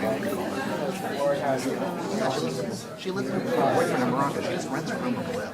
The worst thing about it is they used your guys' boat. Do you think so? You have to get a PI. No, we didn't support that. They didn't use ours. Yeah, well. You have to get like X number of. You have to get. You have to do signatures. It's disgusting. No, it's hard, but I feel like, I think like it's 5%, 70,000 voted in the last Let me election. go back, let me go, because I have to go sit in my hot classroom that I have to bring my own personal fan in. And gotta hold up, I got a bullet hole at the very top of my window. Hold on. She never has come to my school. So you invite Every board member has been to my school. So you invite her to We don't want her in Beverly Hills. No, to explain to your students why they're not working. No, it's okay, because my parents have already said if this bond doesn't go, they're pulling their kids out. I know. So, at the end of the day, I'm gonna go back to my hot ass classroom with all of my personal fans and tape up the bullet hole and pray that the light fixture doesn't fall tomorrow and sit at the dilapidated desk. And hope that you don't get termites again. Kicked out of education like happened at Teddy. Oh, no, these are toilets in the bathroom, not running over with pee and feces. You're asking for much too much. Just a little thing. I don't know. We were talking about how many things we do to collect and put it on the ballot. I'm keeping up for and neither are our kids. They're trying to our kids. They're trying to bring kids back from these private. Well, the lady earlier called them she could train monkeys, she could train them. And she was a teacher. That wasn't a good analogy to me. That kind of pissed me off. What did a monkey have to do? Somebody said that I'm saying. What's your time? I know I'm being recorded. Yeah. I know that everyone wants to hear. She had a charter school that was not adopted by Vallejo. So now she decided to. I didn't know they take the name of your school and change it to something else. I'm doing the names of them, I think. I know. I was like, oh, wait. Griffin Academies now. Griffin Academies. No, it's MIT. All of them are. Yeah, GTI or something. Not MIT.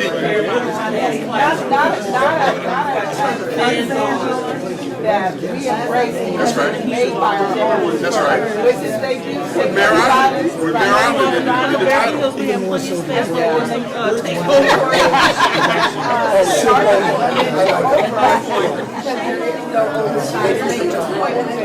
Okay, have you guys got $4 million? They say it's number 5. I don't think we have a lot of speakers. I think They said speak. Lori. We're just having fun. It's good. Parents of groups out there.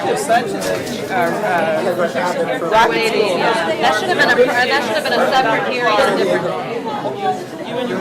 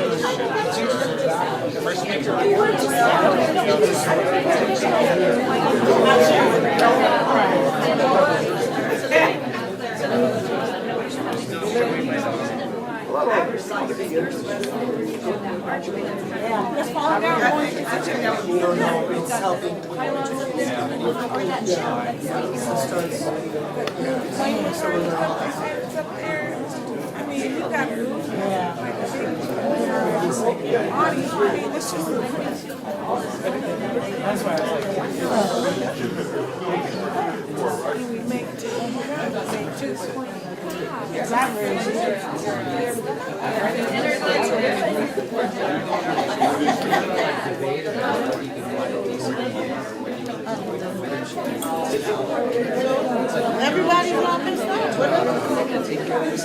That's great.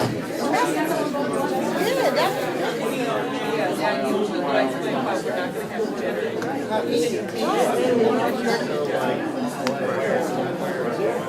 but they not going to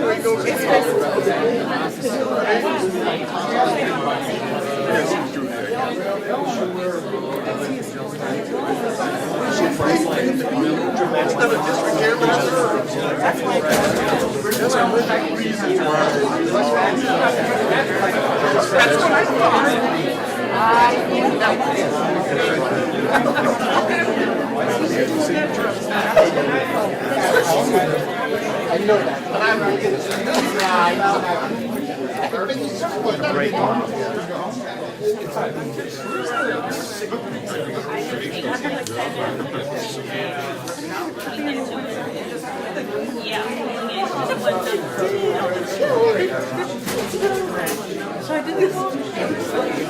Okay, everybody, please take your seat, come to order so we can finish the meeting.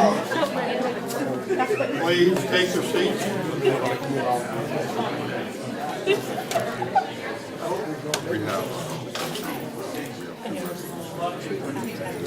I'm just going to do a quick thing on that.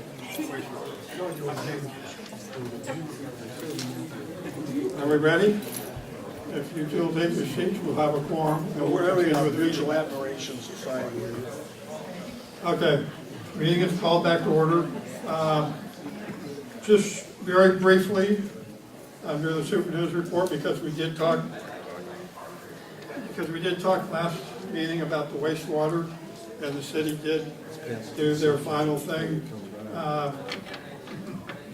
I wasn't able to make that meeting, but I did contact some council members, and their original proposal was for us to go from 48 cents per ADH to $4.58 and then $5.13. They changed it to where it will go up this July to only $1.59, and then July of next year only up to $2.70. I still have a problem with it. I don't want to go into a very long thing.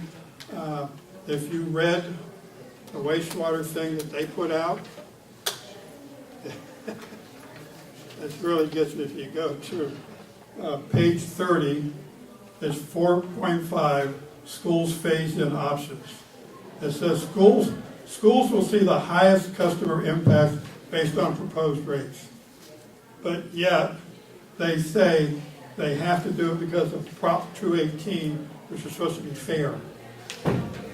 I'm sorry, what we pay for wastewater is ridiculous because we are not adding anything more to the system. And by their own proposals, they don't charge us during the summer because the kids are at home. When the kids are in school, anybody who has kids in school, you should go down to the wastewater and demand a reduction during the month because we're paying for your students' wastewater. So you should go down and demand a rebate from wastewater. So that's my soapbox for the wastewater.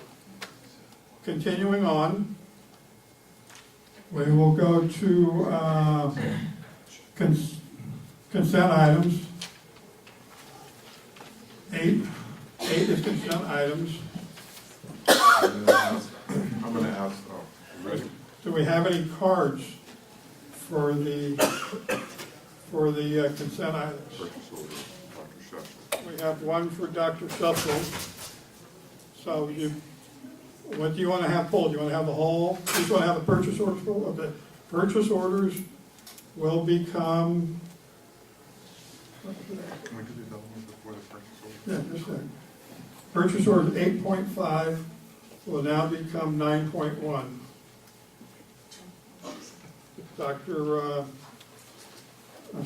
Trustee Kenyang. Yes, I'd like to approve the consent items with the, More full, President. What do you want to pull? just the purchase orders item. They've already been pulled. I know. What that. else do you want? That's it. Okay, Thank you. so I'm asking that we pull resolution 8.3, 8.4, and resolution 8.7.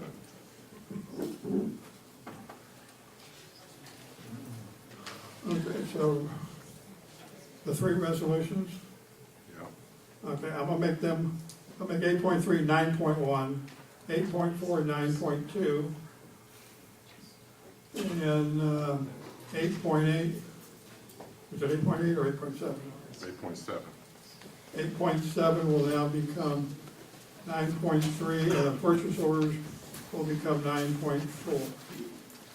With that, I will make a motion to approve the consent items that were not removed. Second. All in favor, say aye. Aye. Opposed? Okay, 8.3 was now 9.1. Excuse me, resolution number 2812, recognizing June 2018 as Philippine Cultural Month. Dr. Clark. Yes, I want to introduce Colonel Liga to come to the podium, and we are going to combine these 2 resolutions and give you an opportunity to talk about both, okay? Thank you, sir. I know you've been waiting very patiently all night, so go right ahead. Thank you, trustees, and for adopting these 2 resolutions. One recognizing June 2018 as Philippine Cultural Month, as well as the resolution to honor our fallen heroes on Memorial Day. Just a quick announcement on we have Pista Sanayon here in Vallejo on June 2nd, usually the first Saturday of the month of June. And it will start with a parade at the corner of Carolina Street and Marin Street, proceeding down to Georgia Street, then to the waterfront.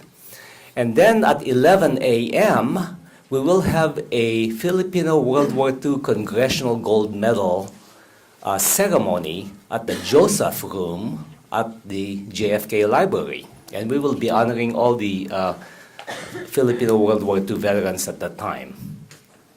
And also, thank you for the Memorial Day. There are two items. We will do two things on Memorial Day, May 28th.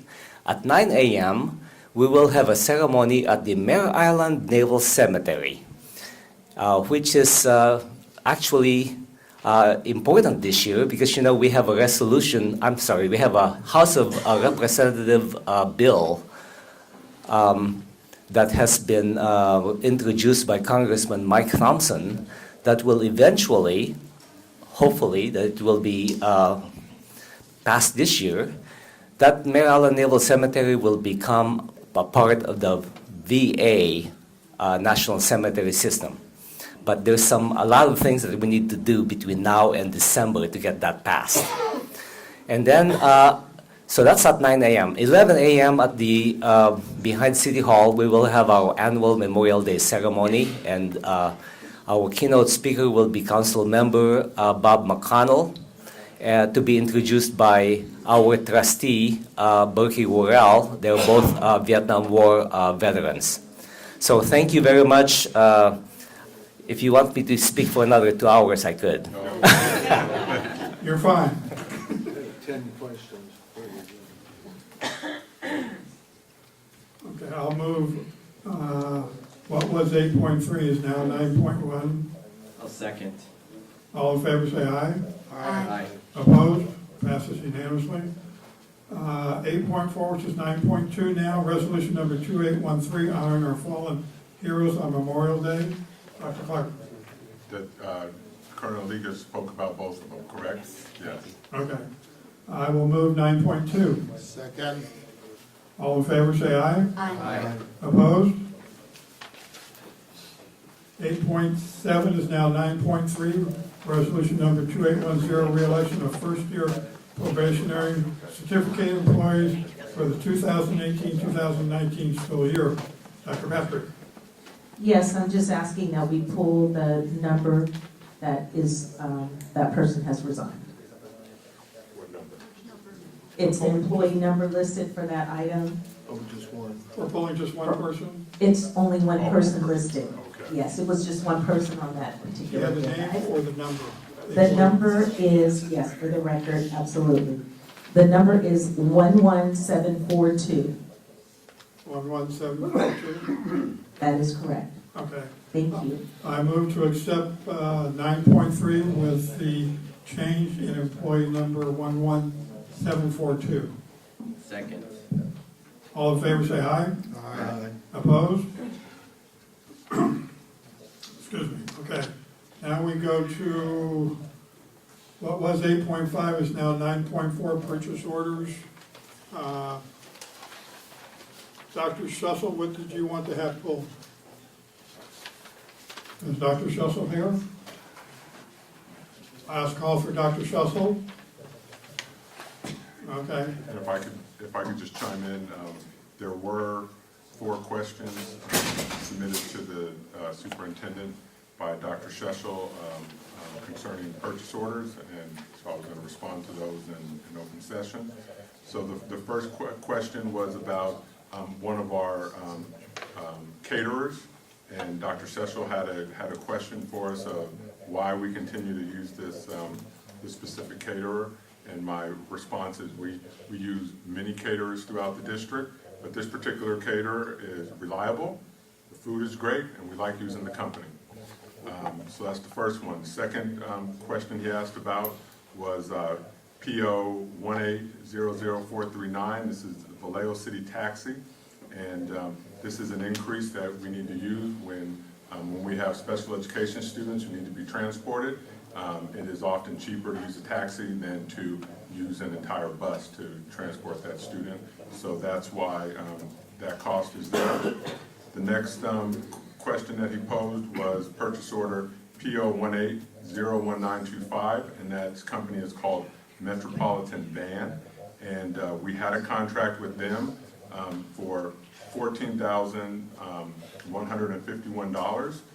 So this is a moving company, and because we are vacating Everest Academy, and because we are moving Vallejo High School off of the Vallejo Middle School campus, and because we are moving the 6th grade wing at Solano Middle back onto campus, we had to increase that contract by $9,000, and so there was a question posed to me about that.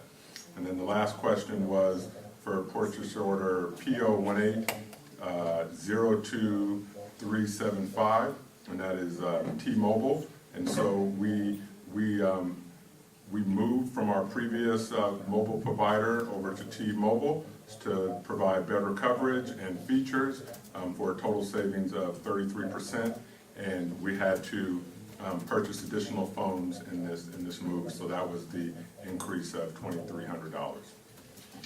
Thank you. Trustee Kienge, which purchase orders did you want to have pulled?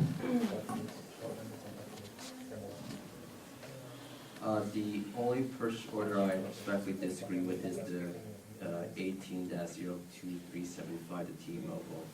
That's all. I can't hear you. Can you speak into the microphone, please? It's PO 18-02375. 375? Yeah. Okay, is that the only one? Yes.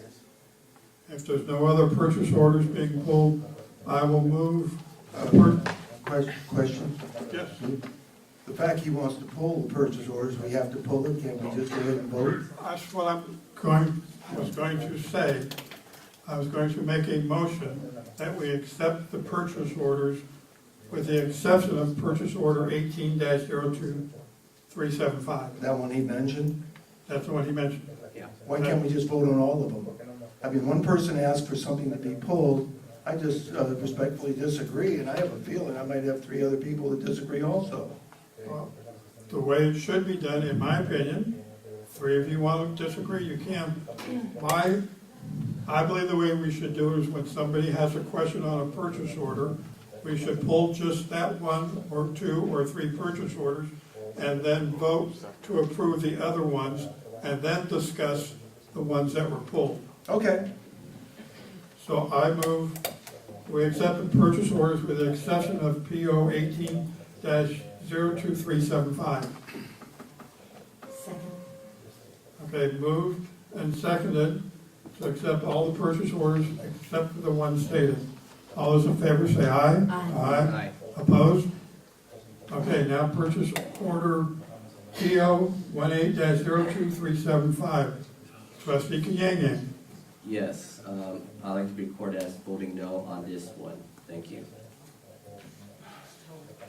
So I move that we approve this purchase order. I haven't had a chance to look it up, but go ahead, Mayor. Vice President Kearney-Brown moved to approve this purchase order. Is there a second? Approve the purchase order? Yes. Yeah. Moved by Vice President Kearney-Brown, seconded by Trustee Lawson. All in favor, say aye. Aye. Opposed? No. Okay, moving on. We're to item 10, other items of district business.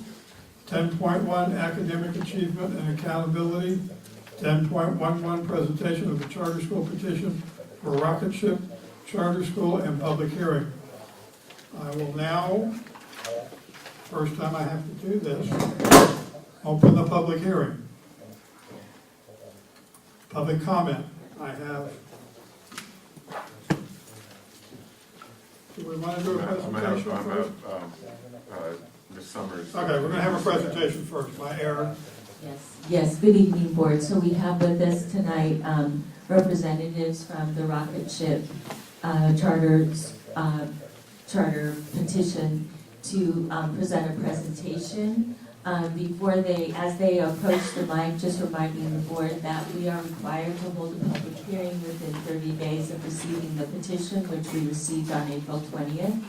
The petitioners requested that they give their presentation and hold a public hearing this evening, and we were able to accommodate their request. So I'd like to welcome and also thank them for their patience as representatives, and we have Marie Gill, who's going to be giving us a presentation. You got the mic. Thank you, Ms. Summers. Just going to test out this little clicker real quick. Thank you. All right. So good evening, President Morrell, Superintendent Clark, Vice President Kearney-Brown, and honorable trustees of the Vallejo City Unified School District. I am Marisa Gill, Bay Area Regional Director for Rocketship Public Schools and a charter school parent. I am proud to be here tonight in partnership with families and community leaders of the City of Vallejo to ask for your support to open a high-quality public elementary charter school for the 2020-2021 school year. Rocketship Public Schools is a nonprofit network of public elementary charter schools serving families and students in grades transitional kindergarten through 5th. Our mission compels us to eradicate the academic disparities that stifle the potential of students in underserved communities. Year after year, we are humbled by the success of our Rocketeers who are beating the odds and proving that neither demographics or socioeconomics are definitive of their abilities to achieve. Eliminating the achievement gap means breaking down barriers to academic growth for students in these underserved communities. And this is exactly what we do. It is our mission. Over 10 years ago, we opened our first school in the Bay Area with 160 students. And today, Rocketship operates 12 schools across the Bay Area, serving over 6,000 children. This year, we will welcome another 400 families to our new school in Antioch. On the 2016-2017 California State Assessment results, Rocketship students outperformed similar students in all local districts where we operate schools. Among elementary school districts and charter school networks serving similar students across the state, Rocketship is among the top 10% for both math and English language arts performance. These results are powerful proof of the amazing potential of our Rocketeers, and we know that we can do even better, and we can, and we will. But these are the results that show that Rocketship has proven success in meeting the needs of a diverse community in which we serve. At Rocketship, we believe in transformational schools built on 3 pillars. The first is personalized learning that tailors instruction, content, and pace to the individual needs of the student. The second, developing talent in all of our team members to unleash their potential as teachers in the classroom and educators in their communities. 3, we believe in the power of parents who are deeply invested in their children's success and contribute to a vibrant school community. Parents of over 500 students signed a petition for the establishment of Rocketship Vallejo Charter School. They have been meeting weekly to organize other families, and I encourage you to meet with them, hear their stories, and commit to a tour of a Rocketship school. What you will experience by visiting a Rocketship school is unlike a traditional elementary school. Within our extended school day, Rocketeers rotate between 4 teacher-led content blocks, spending instructional time in both humanities and STEM, as well as learning music, art, coding, and other skills for real-life jobs, real-world jobs, in both enrichment and learning lab. Our rotational model allows us to improve student outcomes by developing teachers who specialize in either STEM or humanities. Content specialization also means that our teachers collaborate within their grade level teams to develop common behavior strategies and hone their practices. In the Learning Lab, yes, the digital age, students are working on adaptive online learning programs and receiving targeted tutoring in small group cohorts. This is dedicated time that allows students to learn at their own pace, develop ownership of their learning, and engage wholly in new concepts. The common thread in every aspect of a Rocketeer's day is personalized learning, and this means helping each child learn in a way that is best for them. At Rocketship, we utilize a careful combination of instructional strategies made possible through robust and regular data collection and analyses. Our teachers lead the learning process, and each lesson is tailored to meet the unique needs of the student. In the classroom, we are purposeful in our use of technology. We are targeted in our tutoring and optimizing of teachers' talents and instructional time with their students. At Rocketship, we are very proud to invest in a diverse workforce of highly qualified and talented educators. Our locally rooted but nationally recognized East Bay leaders reflect the demographics of the districts in which we operate. Rocketship attracts professionals of color from across the U.S., including leaders from top-ranking schools and historically black colleges and universities. In addition, we continue to forge a career pipeline for school staff to become certified teachers through our Rising Teachers program. At Rocketship, we are deeply invested in helping each student succeed by making sure our kids are in class and they are learning. And in 10 years of operating schools, Rocketship has never expelled a student. In addition to that, our approach to social and emotional learning through the Positive Behavioral Support Program, or PBIS, coupled with our Rich Kamochi's curriculum, continues to drive Rocketship's low suspension rates annually. We firmly believe that suspending a child is the last resort, and we work with our students and parents to implement strategies that keep our kids in class and learning. Just as we invest in the growth of our students, we also invest in the growth of our teachers, administrators, and school staff. Educators receive professional development each week through one-to-one coaching, including real-time support in the classroom with principals and assistant principals. Teachers engage in over 400 dedicated hours of professional development on topics ranging from cultural competency training to utilizing data to personalized classroom instruction. Our partnership with parents is core to our ability to truly optimize the learning experience for our students.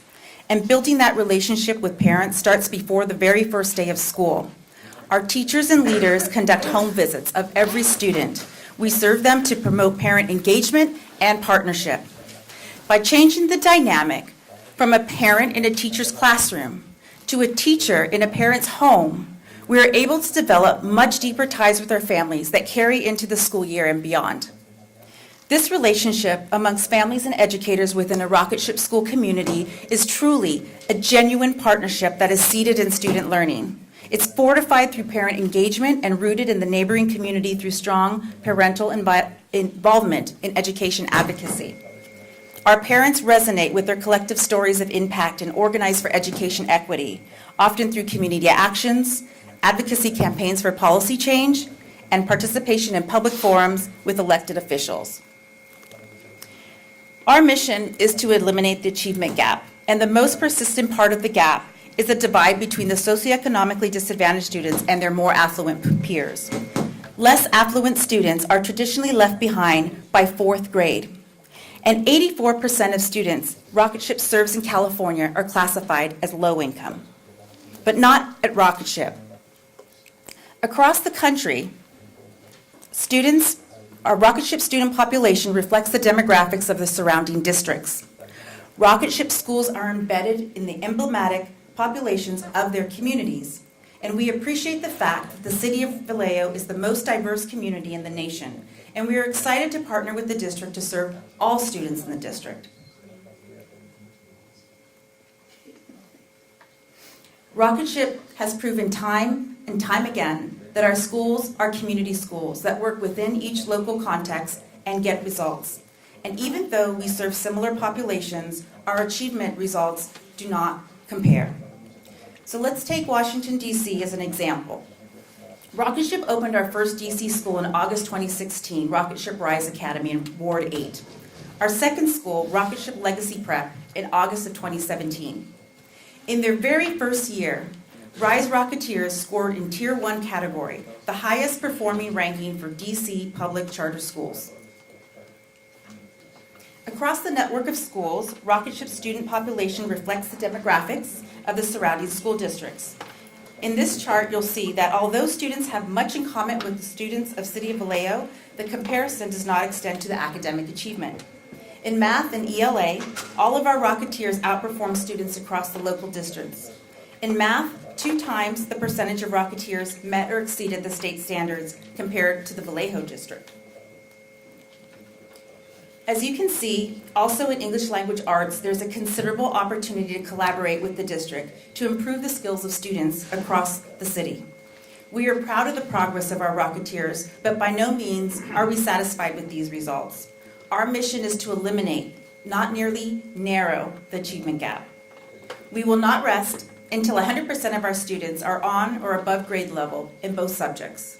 We align with the District of Vallejo City on the core values of equity and achievement.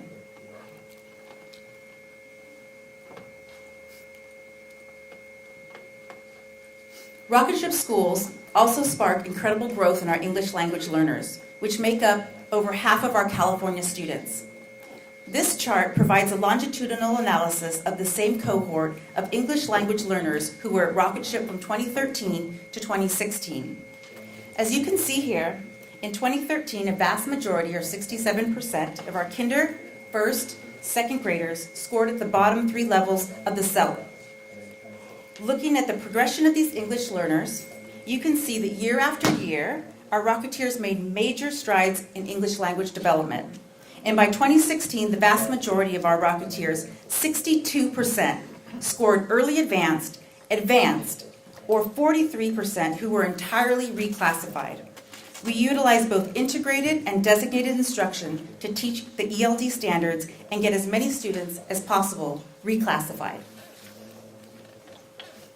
Rocketship schools are closing the achievement gap for low-income students of color. A recent report by the independent nonprofit Innovate Public Schools reaffirmed this, noting that at 8 California Rocketship schools, low-income Latino and African American students scored at or above the state average for all students. This means that low-income students of color, students traditionally left behind, are outperforming their more affluent peers.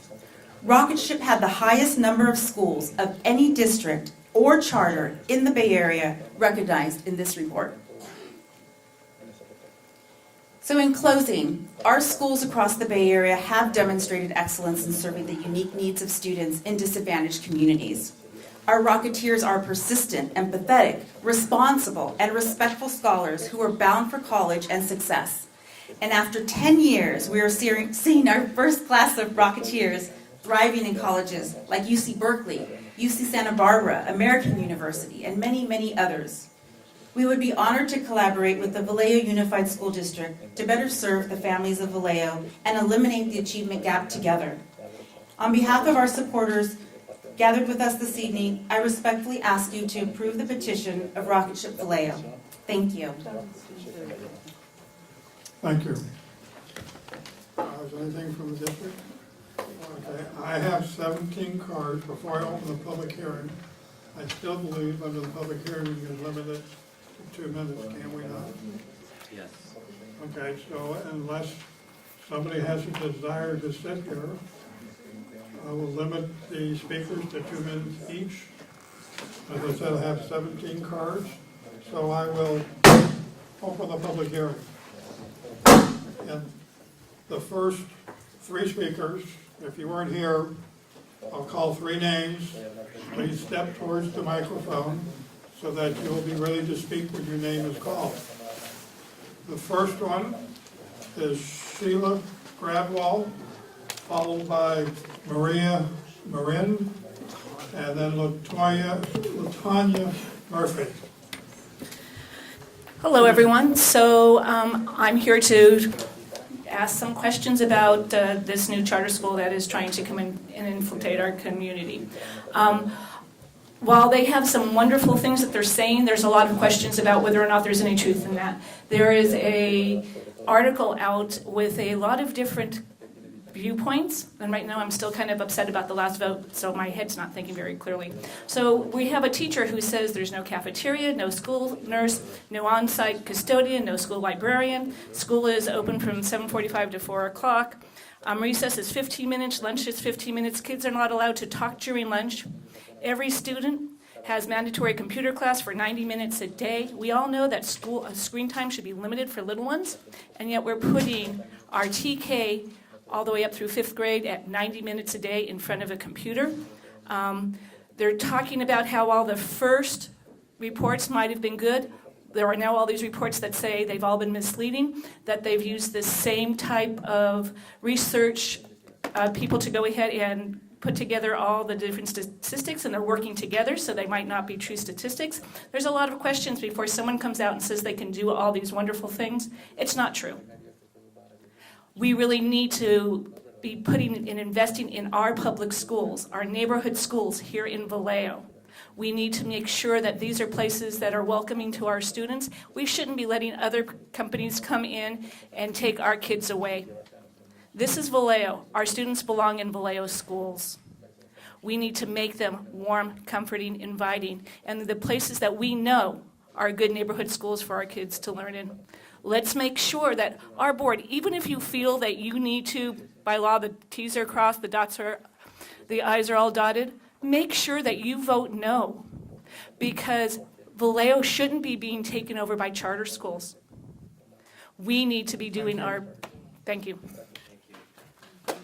Next is Maria Marin, followed by LaTanya Murphy, and then Michaela. Michaela, okay, Michaela. Maria, you here?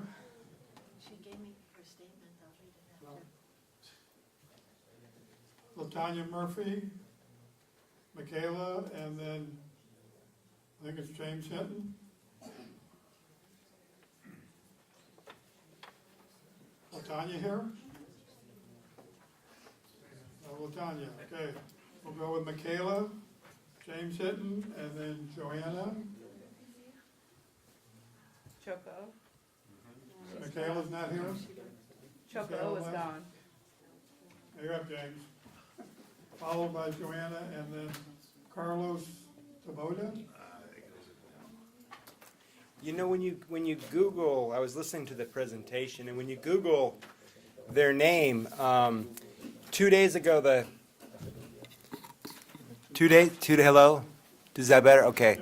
When you Google their name, 2 days ago, the Washington Post says that they're not going to open up their third school as intended because of low enrollment. And I am not a fan of for-profit charter schools, and you should take a look at that. Thank you, Joanna, then Carlos and Stephen Quinlan. Joanna's not here. Joanna left. Carlos, Stephen, and then Yolanda.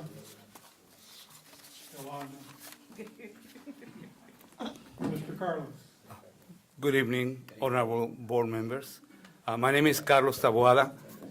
I am a retired teacher from right across the bay, West Contra Costa Unified School District, and I have a message for everyone here. This rocket ship can be stopped. We stopped it in West Contra Costa, and we stopped it for very, very sound reasons. They failed to meet 9 of the 18 requirements. Educational program deficient, governance deficient, employee qualification non-existent, ethnic balance inadequate, suspension and expulsion policies, employee retirement system, dispute resolution, closure procedure, and special education. After their petition was denied at West Contra Costa, they went to the County Board of Education, which also denied their petition on the very same reasons. It is very easy to lie with statistics. And speaking about numbers, let me remind you just of a couple things. Just on the first year of operations, according to the letter of intent, they expect 417 students. That will mean a loss to the Vallejo Unified School District just on average daily attendance of $4 million. And to that you add the fact that out of our tax money, out of your general fund, local control funding formula, Title I and Title II, you are going to pay for their operating expenses, salaries of teachers, administrators, and everything else. We're going to be talking about just on the first year of a financial hemorrhage of $10 million, which brings to mind, won't have time to talk much about it, Senate Bill 1362, which considers the financial damage that a charter school can inflict on a school district to be sufficient grounds for a district to deny their petition. Let's shoot this rocket down. Thank you. Stephen Quinlan, Yolanda, and Lynette Henley. Hi, it's Steve Quinlan. I teach English at John Finney High School. Disappointed by the last vote, but I want to thank everyone for their hard work. Let's hope they get it right on this one. I don't believe Rocket Ship meets the legal requirements to have the charter approved. Just taking a cursory look at the signatures on their petition, they had people from American Canyon signing, Fairfield, Napa. I don't believe they had the legal amount of signatures. Like it or not, Dr. Bishop was pretty beloved in this town, and even an elite charter school couldn't get the right amount of signatures. So I highly doubt that a carpetbag outfit like Rocket Ship has the right number of signatures. So please deny the petition. Take a look at the signatures. Thank you. Thank you. Yolanda, Lynette, and then Liz Grayson Slater. Yolanda? Lynette. Lynette. I'm looking for Yolanda first. Is Yolanda here? She left. Okay, we'll then go with Lynette, then Liz Grayson Slater, and Karen Alvarez. You're on. Thank you. Good evening, Board, Superintendent. I'm a Vallejo District School teacher and been here for 30 years. And I say no to another charter in Vallejo. As we just heard from Mr. Carlos over there, they're going to take $4 million and 400 of our kids. We're hemorrhaging. We're hemorrhaging, and we can't afford to allow any more charter schools to come in. I think about what the NAACP says. No more charter schools. No more experiments on our black and brown kids. No more dismantling our community schools. Get rid of these charter schools that are breaking up school districts, taking the voice of our boards away, taking the voice of our parents away to be heard through from our very excellent public schools. I think about the amount of money that's going to come from opening another charter in our school, a charter school in Vallejo. $1,000 per student that's already here we will lose per child. So if I have 30 kids in my class and $1,000 goes from that, that's $30,000 that my classroom won't have by opening another charter school in Vallejo. Yes, Vallejo families are being hoodwinked. They're being lied to. They're doing a bait and switch. We'll give you a bright new shiny school, but are they giving me a quality public education? Say no to rocket ship, and as Mr. Carlos says, let's shoot this rocket down. Thank you. Thank you. Liz Grayson Slater, followed by Karen Alvarez, and then Olivia Avila. Good evening, everyone. I'm here to support Rocket Ship Vallejo. Tonight, there were several parents here who were willing to come and share their stories about why they want a rocket ship here in their community. And they had children with them from ages 1 to 7. Unfortunately, when our parents are being asked to move into an overflow room, it shows them that they are not the priority. At Rocket Ship, parent voices matter. We pride ourselves on parent participation. However, it is extremely hard for our parents, specifically our Vallejo parents, to participate in these meetings when they have to stay till 7 p.m. at night, when they have to put their children to bed. Going forward, I ask that you take your families, our families, into consideration. Please vote yes for Rocket Ship. Thank you. Thank you. Karen Alvarez, followed by Olivia Avila, and then Andrea Lebron. Karen.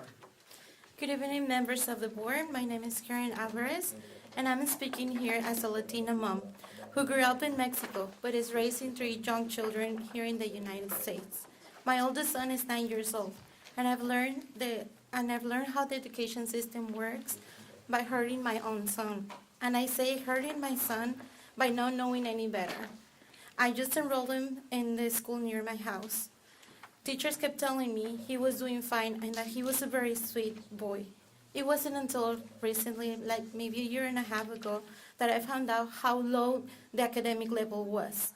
I was very worried since he was already a second grader and he couldn't even read or write sight words, even though I tried to do homework with him every night. I started researching and I found Rocket Ship. Now, my 2 children will attend Rocket Ship in ENIAC because in Pittsburgh, where I'm resident, they didn't have a model that will help them. It wasn't a charter school that messed up the education system, the public system that they already had. Rocket Ship is now an opportunity for my children, and the school hasn't even opened, and the principal and staff members are already meeting with us on a monthly basis, asking us what do we need. I know you have a lot of immigrant families in this district as well. I just know that some of the schools don't have the priority to hear them or to even introduce them into the system. Families don't know how to help their children and then become problems. Please give these families the same opportunity that I'm able to get for my children in ENIAC. Vallejo deserves better, and Rocket Ship is not here to fight, but to work with you guys. Thank you. Thank you. Olivia Avila, followed by Andre Lebron and Corey Penrose. Buenas noches, me llamo Olivia Ávila y soy una mamá de Rocket Ship en Concord. Vivo en Bay Point. Good evening, my name is Olivia Avila. I'm a mother of a rocket ship at Concord, and I live Bay Point. at Bay Point. Manejo todos los días 30 minutos, me enfrento a tráfico por mejorar la educación de mi hija. I had to drive 30 minutes in traffic just for a better education for my child. Porque las escuelas en mi área no están ofreciendo un nivel académico adecuado para nuestros niños. Because the school sites in my area are not offering the appropriate education programs. Como madre hago lo que sea por la educación de mi hija. Y si el Rocket Ship está ofreciendo lo que ella ocupa, ahí vamos a estar. And if Rocket Ship is offering the programs that they need, I will be there. Esta noche vengo como voluntaria Tonight, I'm here as a volunteer para pedir su apoyo para la escuela de Rocket Ship en Vallejo. to ask for your support for Rocket Ship here at Vallejo. En la organización de Rocket Ship todos somos o nos vemos como una familia y a pesar de ser tarde estoy aquí apoyando a las familias de Vallejo. At the organization at Rocket Ship, everybody, we see ourselves as a family, and even that it's late, I'm here supporting the families from Vallejo. Los residentes de aquí merecen la misma oportunidad que a mí se me ha dado y a mi hija. The residents are here, they deserve the same opportunity that it has been given to me.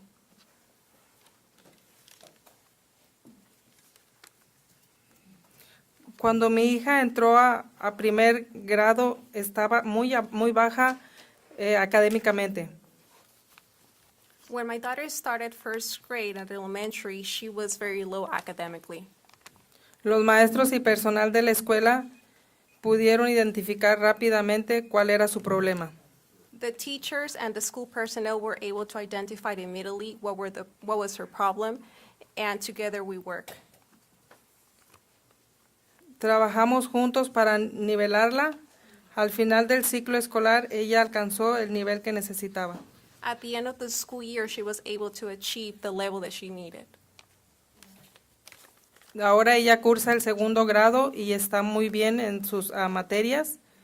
Sé que hay padres aquí preocupados por la educación de sus hijos. Right now, she's in second grade, and she has been able to accomplish the level that she needs. Por favor, denle la oportunidad y aprueben la escuela para las familias de Vallejo. Please give us the opportunity and approve this for Vallejo. Muchísimas gracias por su tiempo. Thank you so much for your time. Thank you. And for anybody who has any questions, because of the interpretation, I allowed her to have more time. Andrea Lebaron, Corey Penrose, and Lawrence Hagar. Hi, good evening. My name is Andrea, and I'm here because I have a Rocketeer in Concord. I have a business with my family in here in Vallejo, and I commute 45 minutes every day from Antioch to Concord, and I drive 35 minutes back to get my daughter after school and come back to Vallejo. So I'm here also working in Vallejo in the community. I see that community, I see families and parents talking, Andrea, we need a better education. They see my daughter, that she's been growing up and reading and math and everything. When she entered in Rocketship, she was a year and a half behind from kindergarten.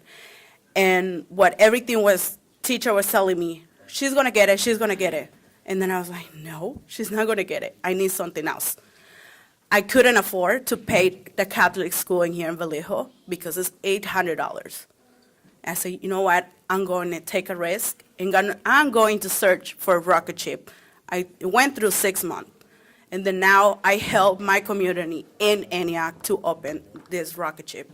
Now, thank you for God, and thank you for the board that we're gonna have Rocketship in Antioch. And I'm going to still be in Concord because I want to commute and I want to help the rest of the community. So that's why I want to help Vallejo. That is my second home, basically, because I spend a lot of time in here, helping people and producing money at the same time.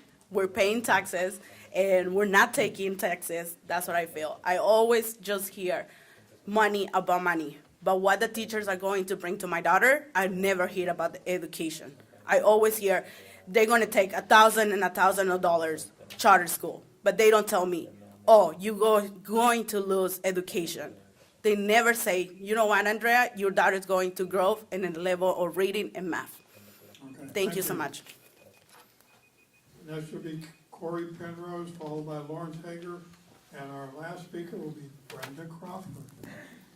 Hello. Okay, am I on? Yes, I am. Hello, board. My name is Corey Penrose. I'm a Vallejo resident. Let me tell you guys what Rocketship is about, folks. This is the Trump agenda. This is the Betsy DeVos agenda. This is exactly what Betsy DeVos wants to have happen. It's the same playbook these folks tried in Pittsburgh. It's the same playbook they tried in Concord. It's the same playbook they tried in West Contra Costa County. You bring in folks who are not part of the community, you bring them before a board, and you talk about how this is going to fix all of the challenges which they're facing. This is what they do, folks, but in the classrooms, they don't deliver. The presenter talked about differentiated instruction. They take kids who are 7, 8, and 9 years old, put them in front of a computer, have them sit there for an hour. The kids don't move. The kids don't talk. They can't go to the bathroom. They take the kids away from the laptop. They put them into another room, put them in front of another set of computers. They sit there for 45 minutes. They call it differentiated instruction. They call it parsing out English instruction. It's screen time in front of a computer that isn't even overseen by a credentialed teacher. This is what Betsy DeVos wants for our schools. The folks who spoke before you tonight from Rocketship aren't members of our community. They do not live here. They were brought over here by the corporate folks who run this school and who want to make money off the children in our community. Please say no to this charter. Thank you. Lawrence Hager, and then the final speaker is Brenda Crawford. Thank you, sir.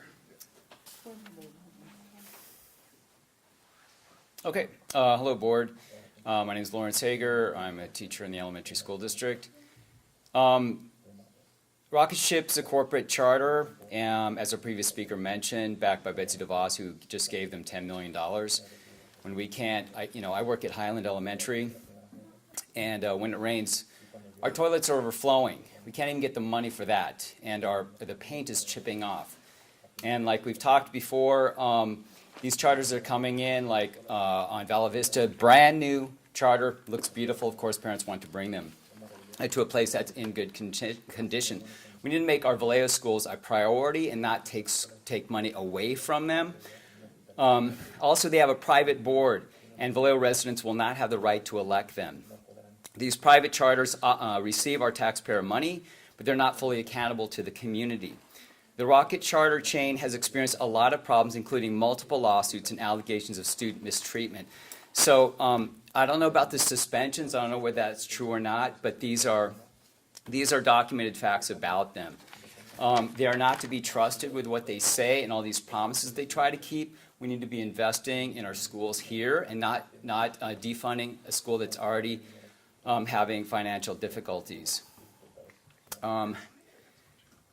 When our neighborhood schools lose funding, our kids lose experienced teachers and valuable programs. And rocket ship charters, as our previous speaker mentioned, they're being supervised by inexperienced teachers. I mean, they've talked about the education, they're going to provide experienced teachers, but it sounds like it's more propaganda, and it's turning our public schools into, they're trying to eliminate our public schools and turn them and privatize them.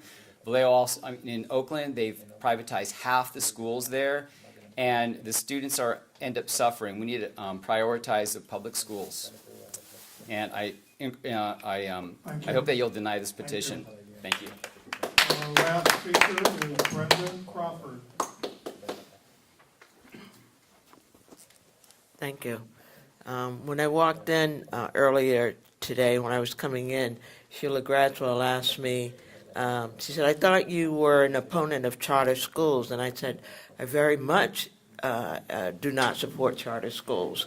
Well, I had on purple, and so, you know, because of a wardrobe mistake in wearing the colors, she assumed that I supported charter schools. So I stayed very late tonight to let you know that I very much do not support charter schools. I think charter schools are corporate vampires. They come in and they suck the blood out of public schools. They are not community-based. They have the motives that are not ingrained in what community public schools are, which are the improvement of the education process for our kids. So I just wanted to say that charter schools are not what Vallejo needs. What Vallejo needs, I think, we missed the boat tonight. Absolutely.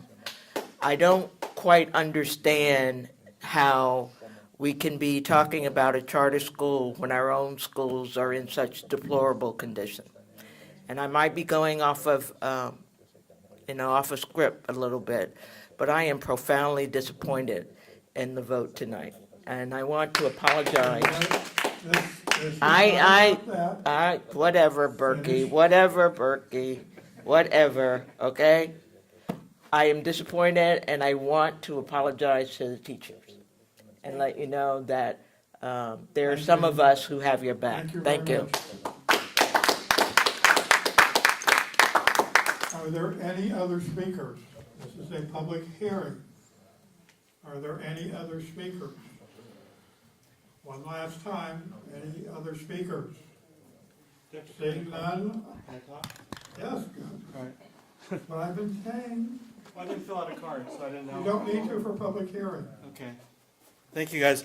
I have a 7-year-old at Cave Elementary School. She speaks more languages than I do, and she sings in 3.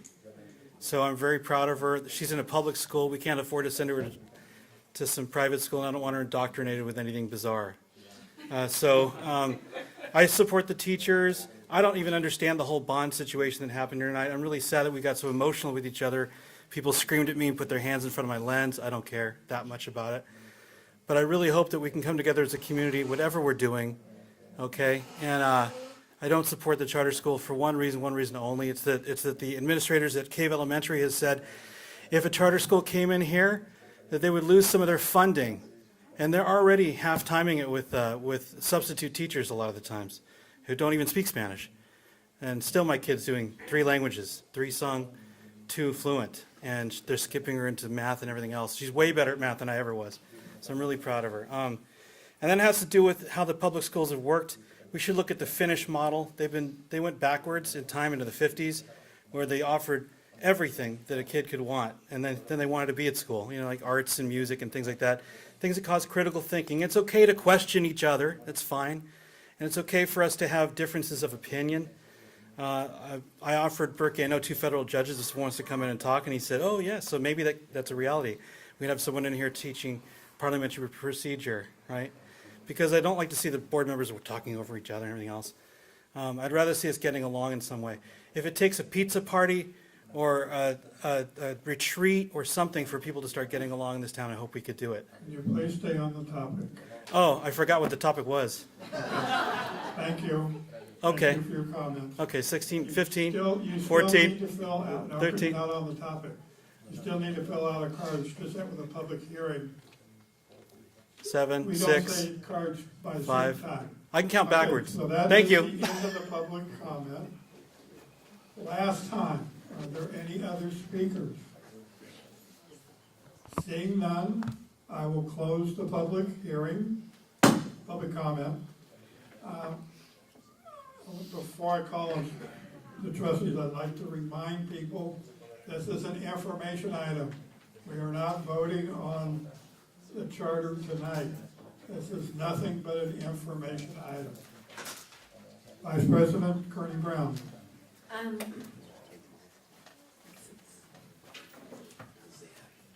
I was gonna say 3 parents approached me, because they were leaving.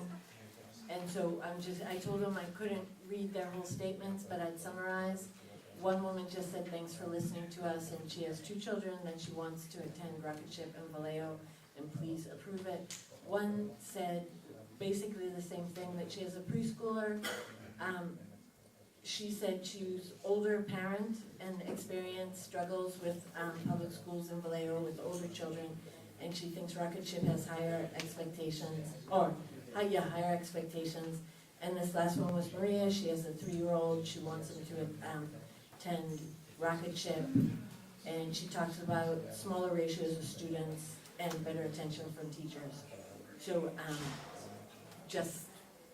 I have no opinion on this. I'm just reading what these parents said. Trustee Yang Yang. Thank you. I have some questions for the presenter.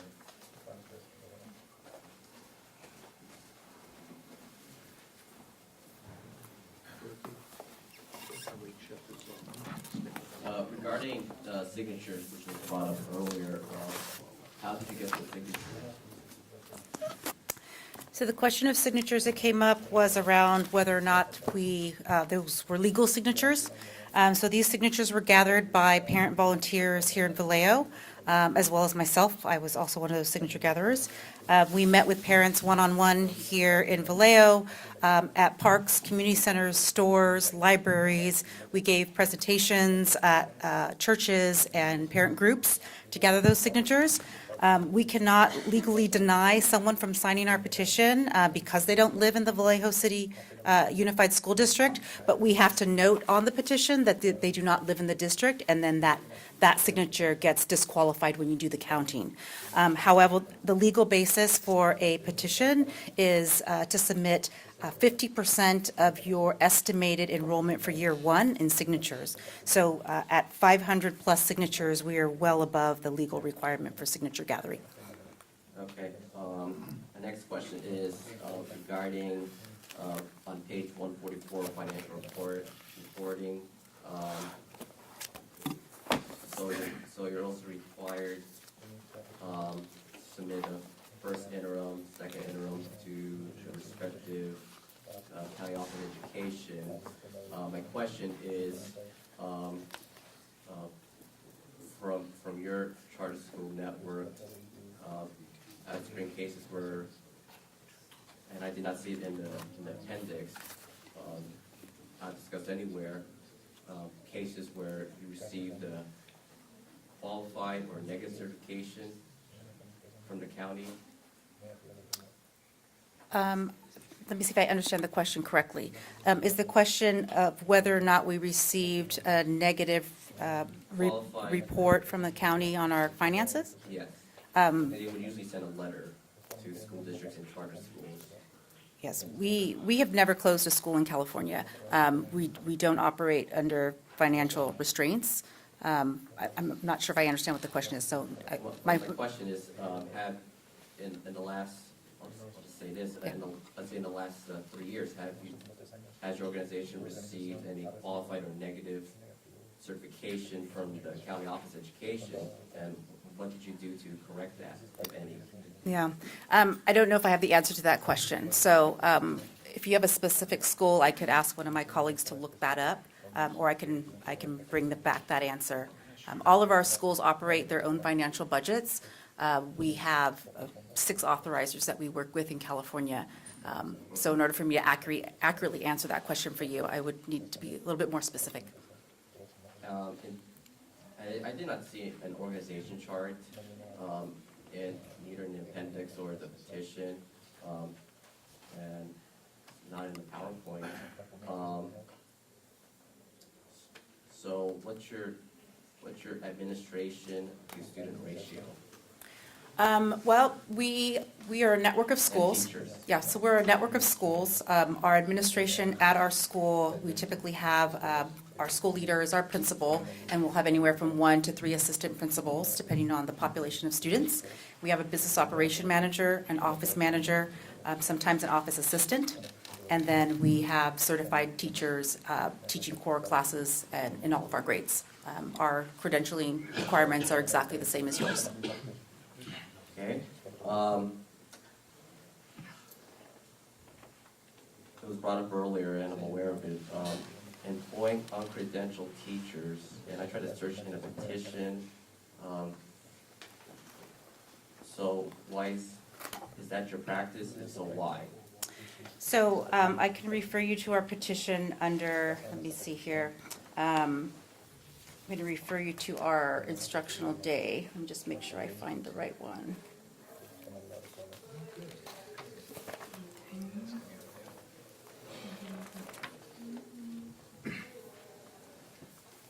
Okay, so if we go to page 25, in the petition.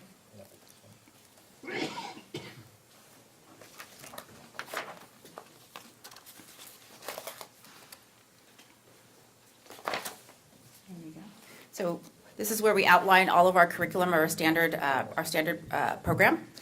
All of our core curriculum, our STEM and our humanities, is taught by credentialed teachers by law. That's California law, and that's how all schools in California operate. So we do the same thing. We have an extended school day, which means we teach in excess of the minimum amount of minutes per day to our students. Our learning lab is taught by specialized instruction learning specialists. Those are, I guess you would say, qualified tutors. Usually those are teachers that are in our Rising Teacher program, but they are not credentialed teachers. And so we don't talk about our learning lab minutes as instructional minutes. Okay. Excuse me, before we go any further, we've reached the magic hour of 10:30. We still have to finish this, and we have the policies for first reading. I don't know how many questions there are going to be, so I will make a motion that we continue until 11:30. Doesn't mean we're going to go to 11:30. Is there a second? Second. Okay, all in favor of the motion, say aye. Aye. Aye. Opposed? No. It passes 3-1. Continue. So on page 43 and 44, trustee, there's an outline of the instructional minutes and what the law requires for total instructional minutes. So there's a chart for each of our grades to refer to as well for that question. I have a question on facilities. Yes. So you're saying, I got the page, but so you would seek private investment to pay for your facility costs, but yet, from reading other school districts, not just Western Contra Costa, that your organization had to go to the school district to give them a facility, and I'm concerned about that track record of asking a school district to front the facility. So how can you ensure that you're not going to be asking that you're not going to come to the school district even though you have heavy private investments? So in our letter of intent, one of the questions that was asked of us is whether we would request a Prop 39 facility. It is our intent to not request a Prop 39 facility. The best way to avoid putting that burden on a district is to work in collaboration. What we saw working with the Antioch Unified School District is the local district voted for the charter and was able to engage in an MOU with us. We worked collaboratively on a building permit and a location to suit the needs of the students there, and that school will be opening in a state-of-the-art facility this school year. What we would anticipate working with the Vallejo City Unified School District is something very similar to that.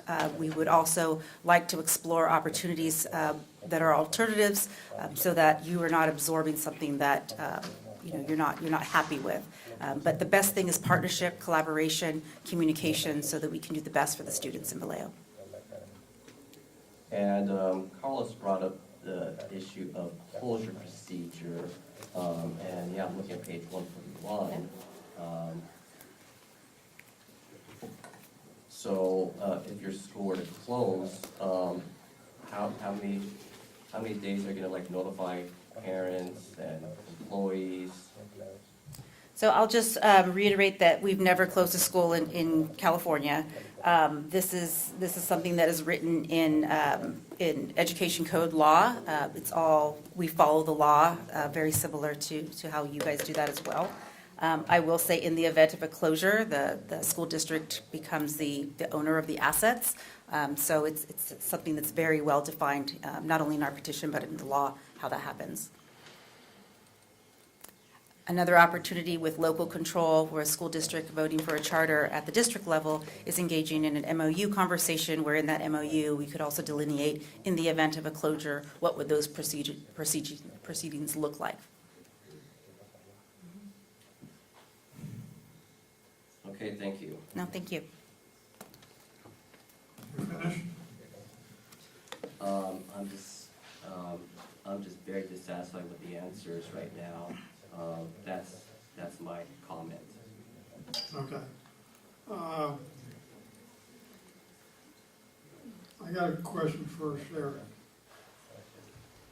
First thing I did was I pulled up the signature sheet, because I know that's been a thing in the past, and I see here, just on page 1 and other pages, but page 1 has one person signing 3 times.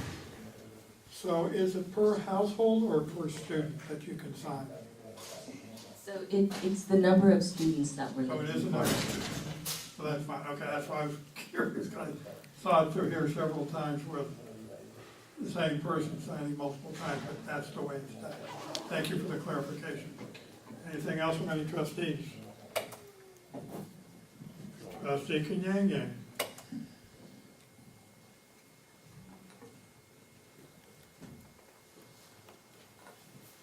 So you mentioned the petition audit reports. So how does your business committee select the auditing firm, and do you change it? How often do you change your auditors? You said I mentioned our auditing? It's in the petition. Can you tell me where in the petition so I can refer to the right place? So we do undergo a state audit every year. It is, What I meant, just to clarify, financial audit. yes, from an outside auditor? Yes. Yes, we engage in an outside auditor every year, reviews our financials. We're administration of public funds, so we are susceptible to the same rules of transparency as other public agencies. I don't know the answer of how often we change auditors. Or firms. Or firms, yeah, I don't have that answer. And it probably might not have the answer to my next question, like who's your current auditing firm? That, I did have a copy of our last financials. I did not bring that with me today. I thought I brought every single thing that you may ask me for, but it's a 120-page document. It is available online, and I can send that to the board. And do you recall if the auditor's opinion is qualified or not qualified? I don't recall, no. Okay, thank you. That's it. You're finished again? Yes, I'm just not happy. Okay, thank you very much. That is the end of item 10.11. We will now move on to 10.2, Administration and Governance, 10.2.1, Vallejo City Unified School District Policies for First Reading. Ms. James.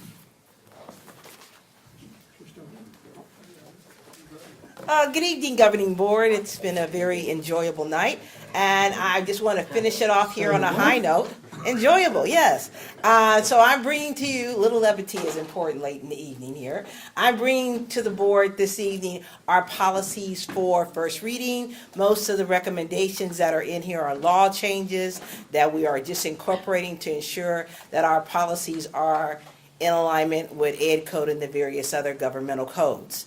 At the meeting, there was some discussion about the meals policy. I had a conversation with Hitesh and his team on that matter, and we are still continue to having conversations as it relates to those comments, and that after talking to Hitesh, they will be bringing information forward before the next school year to address those needs. But at this time, we wanted to make sure that our policy was in compliance with the law. Trustee Kenyon, please wait to turn your light out when you're finished, so I know you are finished. Everybody else does it that way. Thank you, Ms. Cheney. As for the student board member bylaw, I recall it was in our policy packet that we voted yes. I think it was unanimous in February. When does that take effect? As soon as you all vote for something on second reading, we upload it and it becomes policy. So if you want to move forward with that information, I would have to refer you to my direct supervisor, Dr. Clark, and he will then, facilitate that resolution with you and the governing board.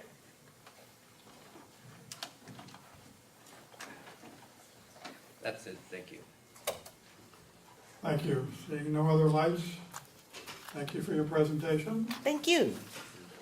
We are now down to item 11, reports of board members. Dr. Ubaldi, first tonight. Thank you, Mr. President. On May the 7th, I attended the Seniors Roundtable. And also that evening, I attended the SCOE meeting with various other trustees from the county. And I saw Trustee Lawson and Superintendent Clark present that evening. And on the 8th of May, I attended the Filipino American Chamber. And then on the 10th, I attended the Career Technical Education Trades Information Curriculum that we will probably work with the trade community. And that evening, I attended the charter school program, parent program. And then on the 11th, I attended the Special Olympics at Corvus Field.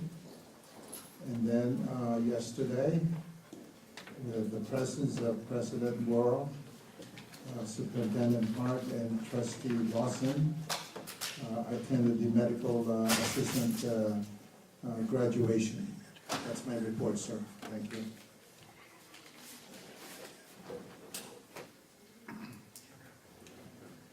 We're down to just three of us. That leaves you, Trustee Kenyon. Thank you. Yes, I want to thank my colleague Carlos for visiting Vallejo. I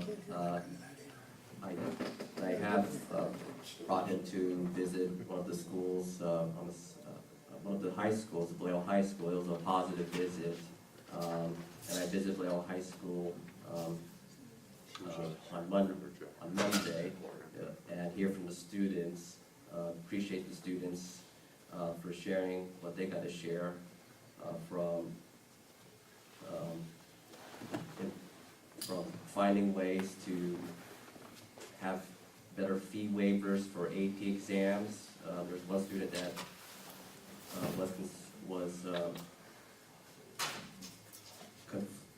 had to address the challenge of the student was short $5 and could not take the AP exam.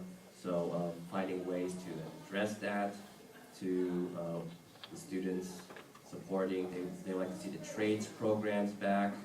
I know the three of us, myself, Dr. Baldwin, President Worrell, we've been advocating for that for 3 years. And we would appreciate an update on these, on how it could be rolled out in the next year and two. With the lateness of the meeting, that's it for now. I'll share the rest of my report at the next meeting. Thank you.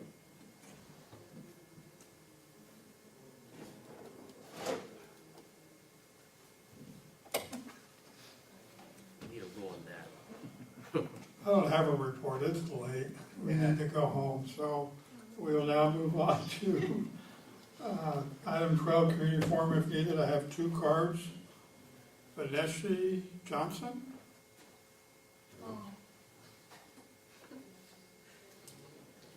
Oh, I know Sheila's still here. And this is the last time I'll be speaking tonight. Last time ever? No, tonight. Oh. I just wanted to say I was really disappointed in what happened earlier tonight with the decision on the bond. We've worked really hard to try to make it so that our schools we're trying to put it in a more positive light.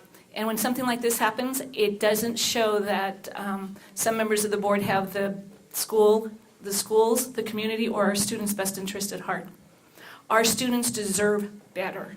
They deserve to have a clean, safe place to work, to live, to go to school. And when you take that away from them, you can't give it back. They're only first graders once, second, third, fourth graders. So right now, you've just told those kids that at least for the next 4 or 5 years, they don't get good facilities. That's a crime. As a homeowner here in Vallejo, I am deeply offended that my schools don't have a priority. I know that you all care about kids, but you need to show it. And I wish that all members were here. And I want to thank those who voted yes, because it's important to know that even though it didn't pass, the majority of the board understands that. But we need to put our kids first. We need to put those conditions that they see every single day. They need to know that they are worth it and that you think they're worth it. And that's not what you showed tonight. So I just want to say that I hope this doesn't happen again. You all made a new superintendent this year, and you haven't given him the ability to do what he has been trying to do. You put roadblocks in his way, and that's not fair to him or to our district. And I really expect and hope that you, as moving forward, you do what you can to support him and our students. Thank you. Thank you. We're now to item 13, future board agenda items. There are no cards. 14, announcement of upcoming meetings. The next regular meeting of the governing board will be held on June 6, 2018. Item 15, closed session if needed. There is no closed session needed. Item 16 is adjournment. We will adjourn in the memory of Randy Rhodes. Meeting is adjourned.